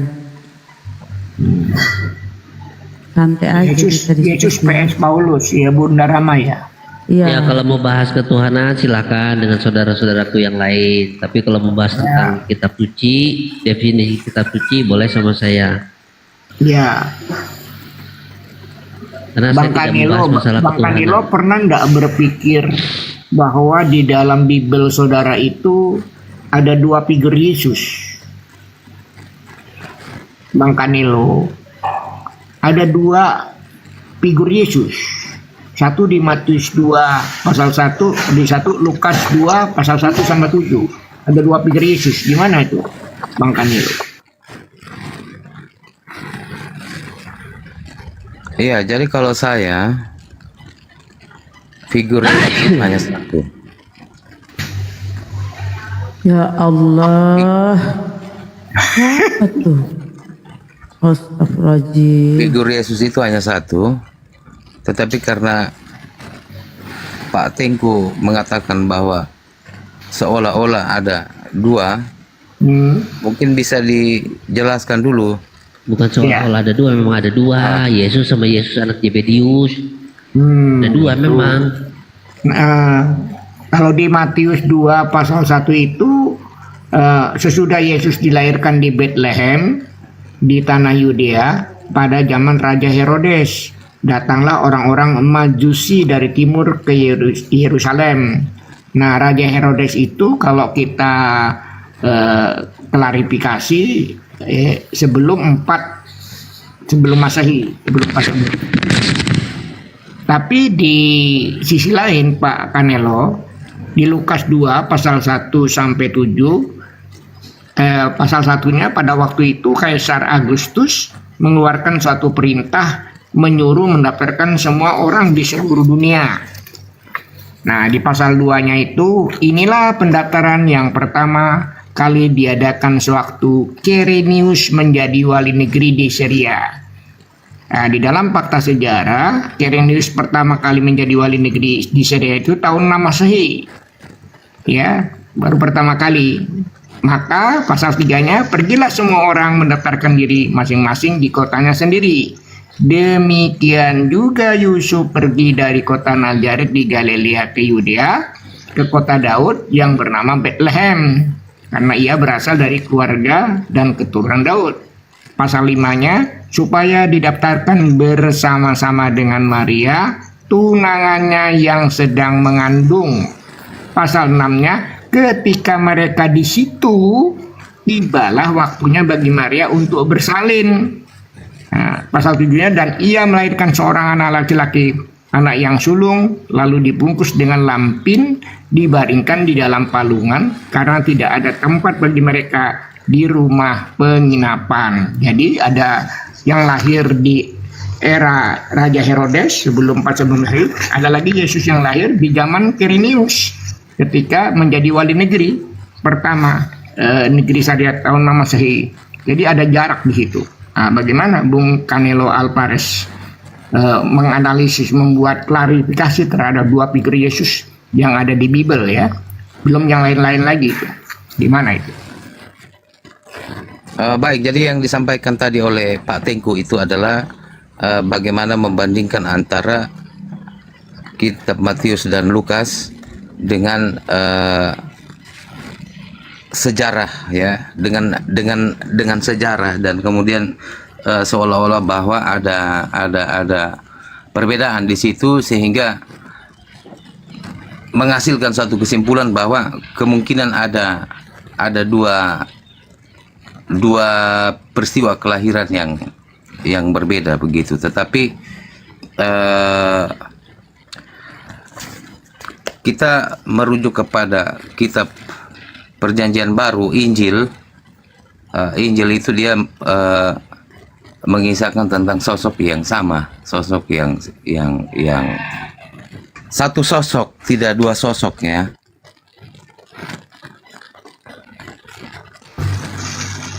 Oh begitu. Jadi yang di Matius 21 itu yang lahir di era zaman Raja Herodes yang kemudian didatangi orang-orang Majusi dari timur ke Yerusalem itu. Dan kita tahu Raja Herodes itu kan sebelum Masehi. Nah, sedangkan di Lukas 2117 itu di zaman Kaisar Agustus, di mana beliau memerintahkan pertama kali pendaftaran. Dan pendaftaran yang pertama kali diadakan sewaktu Quirinius. Nah, di situ ditekankan Quirinius menjadi wali negeri di Syria. Fakta sejarah, Quirinius pertama menjadi wali negeri Syria itu 6 Masehi. Walaupun Quirinius itu 2 kali ya jadi menjabat, tapi pertama kali sensus itu ketika Quirinius pertama menjadi wali negeri tahun 6 Masehi, yang satu Raja Herodes 4 sebelum Masehi. Nah, di dalam ketika Quirinius melakukan pendaftaran itu, datang Yusuf dari kota Nazaret Galilea ke Yudea, kota Daud yang bernama Bethlehem, karena berasal dari keluarga dan keturunan Daud. Dan pada waktu itu Maria sedang mengandung begitu. Dan ketika mereka di situ, kata di situ, tibalah waktunya bagi Maria melakukan persalinan. Nah, lahirlah seorang anak laki-laki. Nah, yang menjadi analisis klarifikasi teksnya itu adalah di Matius 21 itu ada yang dilahirkan di zaman Raja Herodes, lahir juga, ada juga yang di Lukas 21 sama 7 lahir juga seorang anak laki-laki itu. Nah, ini figur Yesus yang mana ini? Nah, itu yang perlu dianalisis klarifikasi dulu, Canelo kan? Ya baik, jadi saya langsung tanggapi bahwa menurut Pak Tengku itu ketika peristiwa kelahiran Yesus itu ada kaitan dengan kekuasaan pada saat itu, di mana pada saat itu terjadinya peristiwa kelahiran, Herodes menjadi raja dan Kaisar Agustus menjadi kaisar di Roma. Sedangkan yang dipersoalkan sini adalah wali negeri di Syria, yaitu Quirinius, di mana tadi mengatakan bahwa Quirinius baru menjadi wali itu pada tahun 6 Masehi. Nah, bicara mengenai, artinya ada tiga sosok pejabat di situ.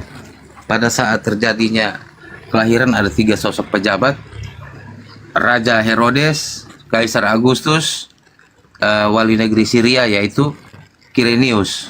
Nah, sedangkan mengenai Quirinius ini saya tidak tahu seperti apa, tetapi bahwa mengenai Herodes dan Kaisar Agustus, waktunya apakah menurut batinku itu ada berseberangan ataukah tidak?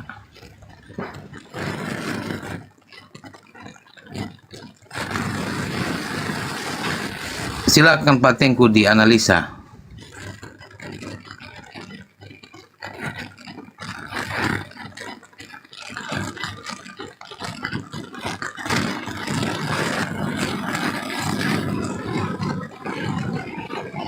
Kalau menurut saya kira hal mengenai Quirinius ini ketika ditulis,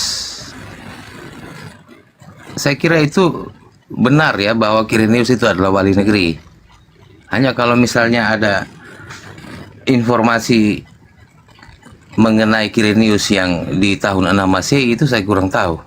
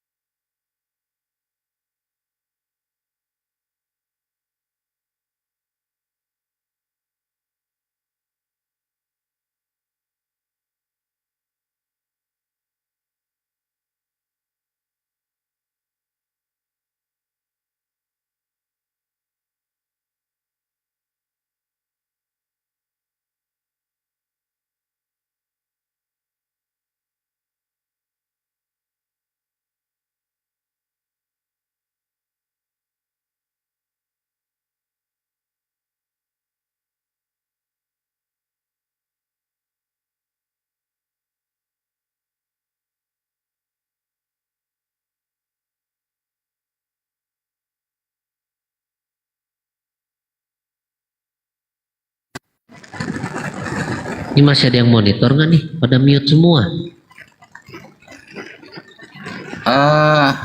Cek. Halo, tes. Oh ya, ya. Wah, ini kenapa kok Bang Tengkunya enggak menanggapi? Enggak terbuka tadi mic-nya, tertutup gitu. Jadi ada 2 versi begitu ya. Kalau di Matius 21 itu kan Yesus lahir di Bethlehem juga, Bung Kanilo. Tapi di tanah Yudea pada zaman Raja Herodes, jelas itu. Tandanya adalah ada 2 orang Majusi dari timur ke Yerusalem. Nah, Raja Herodes itu sebelum Masehi. Nah, kalau di Lukas 2 pasal 1 sampai 7, pada waktu itu ada Kaisar Agustus mengeluarkan perintah untuk pendaftaran sensus ya. Nah, di pasal 2-nya ini yang menarik, inilah pendaftaran yang pertama kali, bukan yang kedua, bukan yang ketiga, diadakan sewaktu Quirinius menjadi wali negeri di Syria. Nah, kita tahu di dalam fakta sejarah, Quirinius pertama menjadi wali negeri di Syria itu tahun 6 Masehi. Bisa dilacak itu, ya kan? Nah, ketika pendaftaran itu ya pertama kali datanglah Yusuf pergi ke kota Nazaret, Galilea, ke Yudea, ke kota Daud yang bernama Bethlehem, karena dia berasal dari keluarga Daud. Nah, pada waktu supaya didaftarkan bersama-sama dengan Maria gitu, tunangannya yang sedang mengandung. Nah, ketika mereka di situ, waktu bagi Maria untuk bersalin, maka ia melahirkan seorang anak laki-laki, anak yang sulung, lalu dibungkusnya dengan lampin dan dibaringkan di dalam palungan karena tidak ada tempat bagi mereka di rumah penginapan. Nah, pertanyaannya adalah siapa yang dilahirkan ketika pendaftaran sensus itu? Karena di Matius 21 kan sudah ada dilahirkan di zaman Herodes. Jadi ada dua figur Yesus itu. Itu yang saya maksudkan, Bung Kanelo. Ya kan? Bisa ditelusuri dengan penelitian sejarah begitu. Nah, kalau di Markus tidak dikabarkan, di Yohanes tidak dikabarkan. Yang mengabarkan itu hanya dua, di Matius 21 dengan di Lukas 21. Jadi sejak awal itu ada dua figur Yesus. Nanti kalau endingnya panjang itu siapa yang diperkenalkan figur Yesus oleh Paulus dan siapa yang Yesus asli itu, gitu loh. Iya, jadi yang dipersoalkan ini adalah mengenai Quirinius. Karena dari Pak Tengku mengatakan bahwa Quirinius itu baru ada di tahun 6 Masehi. Tetapi saya membaca di Wikipedia tentang Quirinius itu, di situ ada tertulis bahwa 2 kali menjabat. Quirinius atau gimana? Ada 2 kali menjabat di Wikipedia kah? Ya Wikipedia itu sumbernya. Wikipedia kalau secara ilmiah susah dipertanggungjawabkan. Coba sumbernya dari mana? Dibuka lagi dia. Artinya begini kan, yang menjadi ukuran itu adalah keberadaan daripada Quirinius. Ya, nah, Quirinius. tadi kan Pak Tengku mengatakan bahwa Quirinius ini baru ada di tahun 6 Masehi. Sedangkan saya membaca bahwa gini, Quirinius menjadi wali negeri di Syria. Pasal 2-nya kan gini bunyinya. Inilah pendaftaran yang pertama kali diadakan sewaktu Quirinius menjadi wali negeri di Syria. Jadi pertama kali nih ya, Quirinius menjadi wali negeri di Syria. Lalu kita lacak fakta sejarah bahwa Quirinius pertama menjadi wali negeri di Syria itu tahun 6 Masehi. Nah, kalau Quirinius melakukan perintah instruksi untuk pendaftaran itu atas perintah siapa? Kaisar Agustus. Nah, itu di Lukas 2 pasal 17. Sedangkan pada sisi lain teks Matius 2 pasal 1 itu teksnya begini. Sesudah Yesus dilahirkan di Bethlehem di tanah Yudea pada zaman Raja Herodes, datanglah orang Majusi dari timur ke Yerusalem. Artinya Yesus itu dilahirkan di Bethlehem di tanah Yudea pada zaman Raja Herodes. Ada. Nah, kan tinggal dipetakan Pak Kanelo. Herodes dengan Kaisar Agustus itu apakah satu orang? Tidak kan? Itu satu kategori. Ya kan? Nah, kemudian kategori kedua, Quirinius itu diperintahkan untuk melakukan pendaftaran pertama kali oleh siapa? Oleh Kaisar Agustus ketika dia menjabat menjadi wali negeri. Nah, pada saat dia melakukan sensus itu, ya, datanglah Yusuf, pasal 4-nya itu, pergi dari kota Nazaret di kota Yudea ke kota yang bernama Bethlehem. Padahal di Matius 21 juga dilahirkan di Bethlehem, kan ada 2 orang nih, berarti kan. Nah, ketika didaftarkan pada saat itu dengan tunangannya Maria yang sedang mengandung, ketika mereka di situ tibalah waktu bagi Maria untuk bersalin. Artinya melahirkan seorang anak laki-laki di situ. Jadi lahirnya kalau begitu di zaman ketika Quirinius menjadi wali negeri di Syria. Nama Masehi begitu. Apakah ada dua Herodes? Ada dua Kaisar Agustus. Kan beda antara Kaisar Agustus dengan Herodes. Begitu Canelo. Saya hanya minta klarifikasi aja dengan Canelo di dua teks ini. Karena ini sentral sekali ya. Sebelum sampai ke peristiwa penangkapan, fakta persidangan sampai dengan sampai dengan terakhir disalibkan jam berapa, beda kan itu. Jadi sejak awal memang di dalam Bible itu ada dua figur Yesus yang diperkenalkan. Nah gitu kan gitu. Nanti itulah yang kemudian oleh Paulus ditawarkan kepada umat Kristen kan gitu. Tadi yang sudah dibahas panjang lebar oleh apologet muda itu tadi, ketika dengan STT tadi itu. Ya baik, jadi yang pertama bahwa Matius dan Lukas itu mengisahkan tentang sosok yang sama. Oke, kita kesampingkan itu dulu. Terkait dengan apa yang disampaikan oleh Pak Tengku ini kan bicara tentang Yesus dalam sejarah gitu ya. Artinya kelahirannya itu terjadi pada saat situasi kekuasaan pada saat itu di sana seperti apa. Jadi sudah dijelaskan bahwa lahir pada saat Herodes menjadi raja di Yudea dan Kaisar Agustus menjadi kaisar di Roma. Sedangkan Quirinius itu yang menjadi persoalan daripada Pak Tengku, karena menurut Pak Tengku punya penelitian atau penelusuran bahwa Quirinius itu baru menjadi wali negeri di tahun 6 Masehi, sedangkan di dalam kitab tertulis bahwa pada saat itu Quirinius menjadi wali negeri di Syria. Nah, berarti kan yang menjadi pokok penelusuran atau sesuatu yang perlu dicermati lebih lanjut adalah sejarah mengenai keberadaan daripada Quirinius ini. Pada saat itu, pada saat Agustus menjadi kaisar, Herodes menjadi raja di Yudea, Quirinius itu yang menjadi wali negeri pada saat itu sebenarnya siapa? Quirinius atau bukan? Ya kan, seperti begitu. Iya.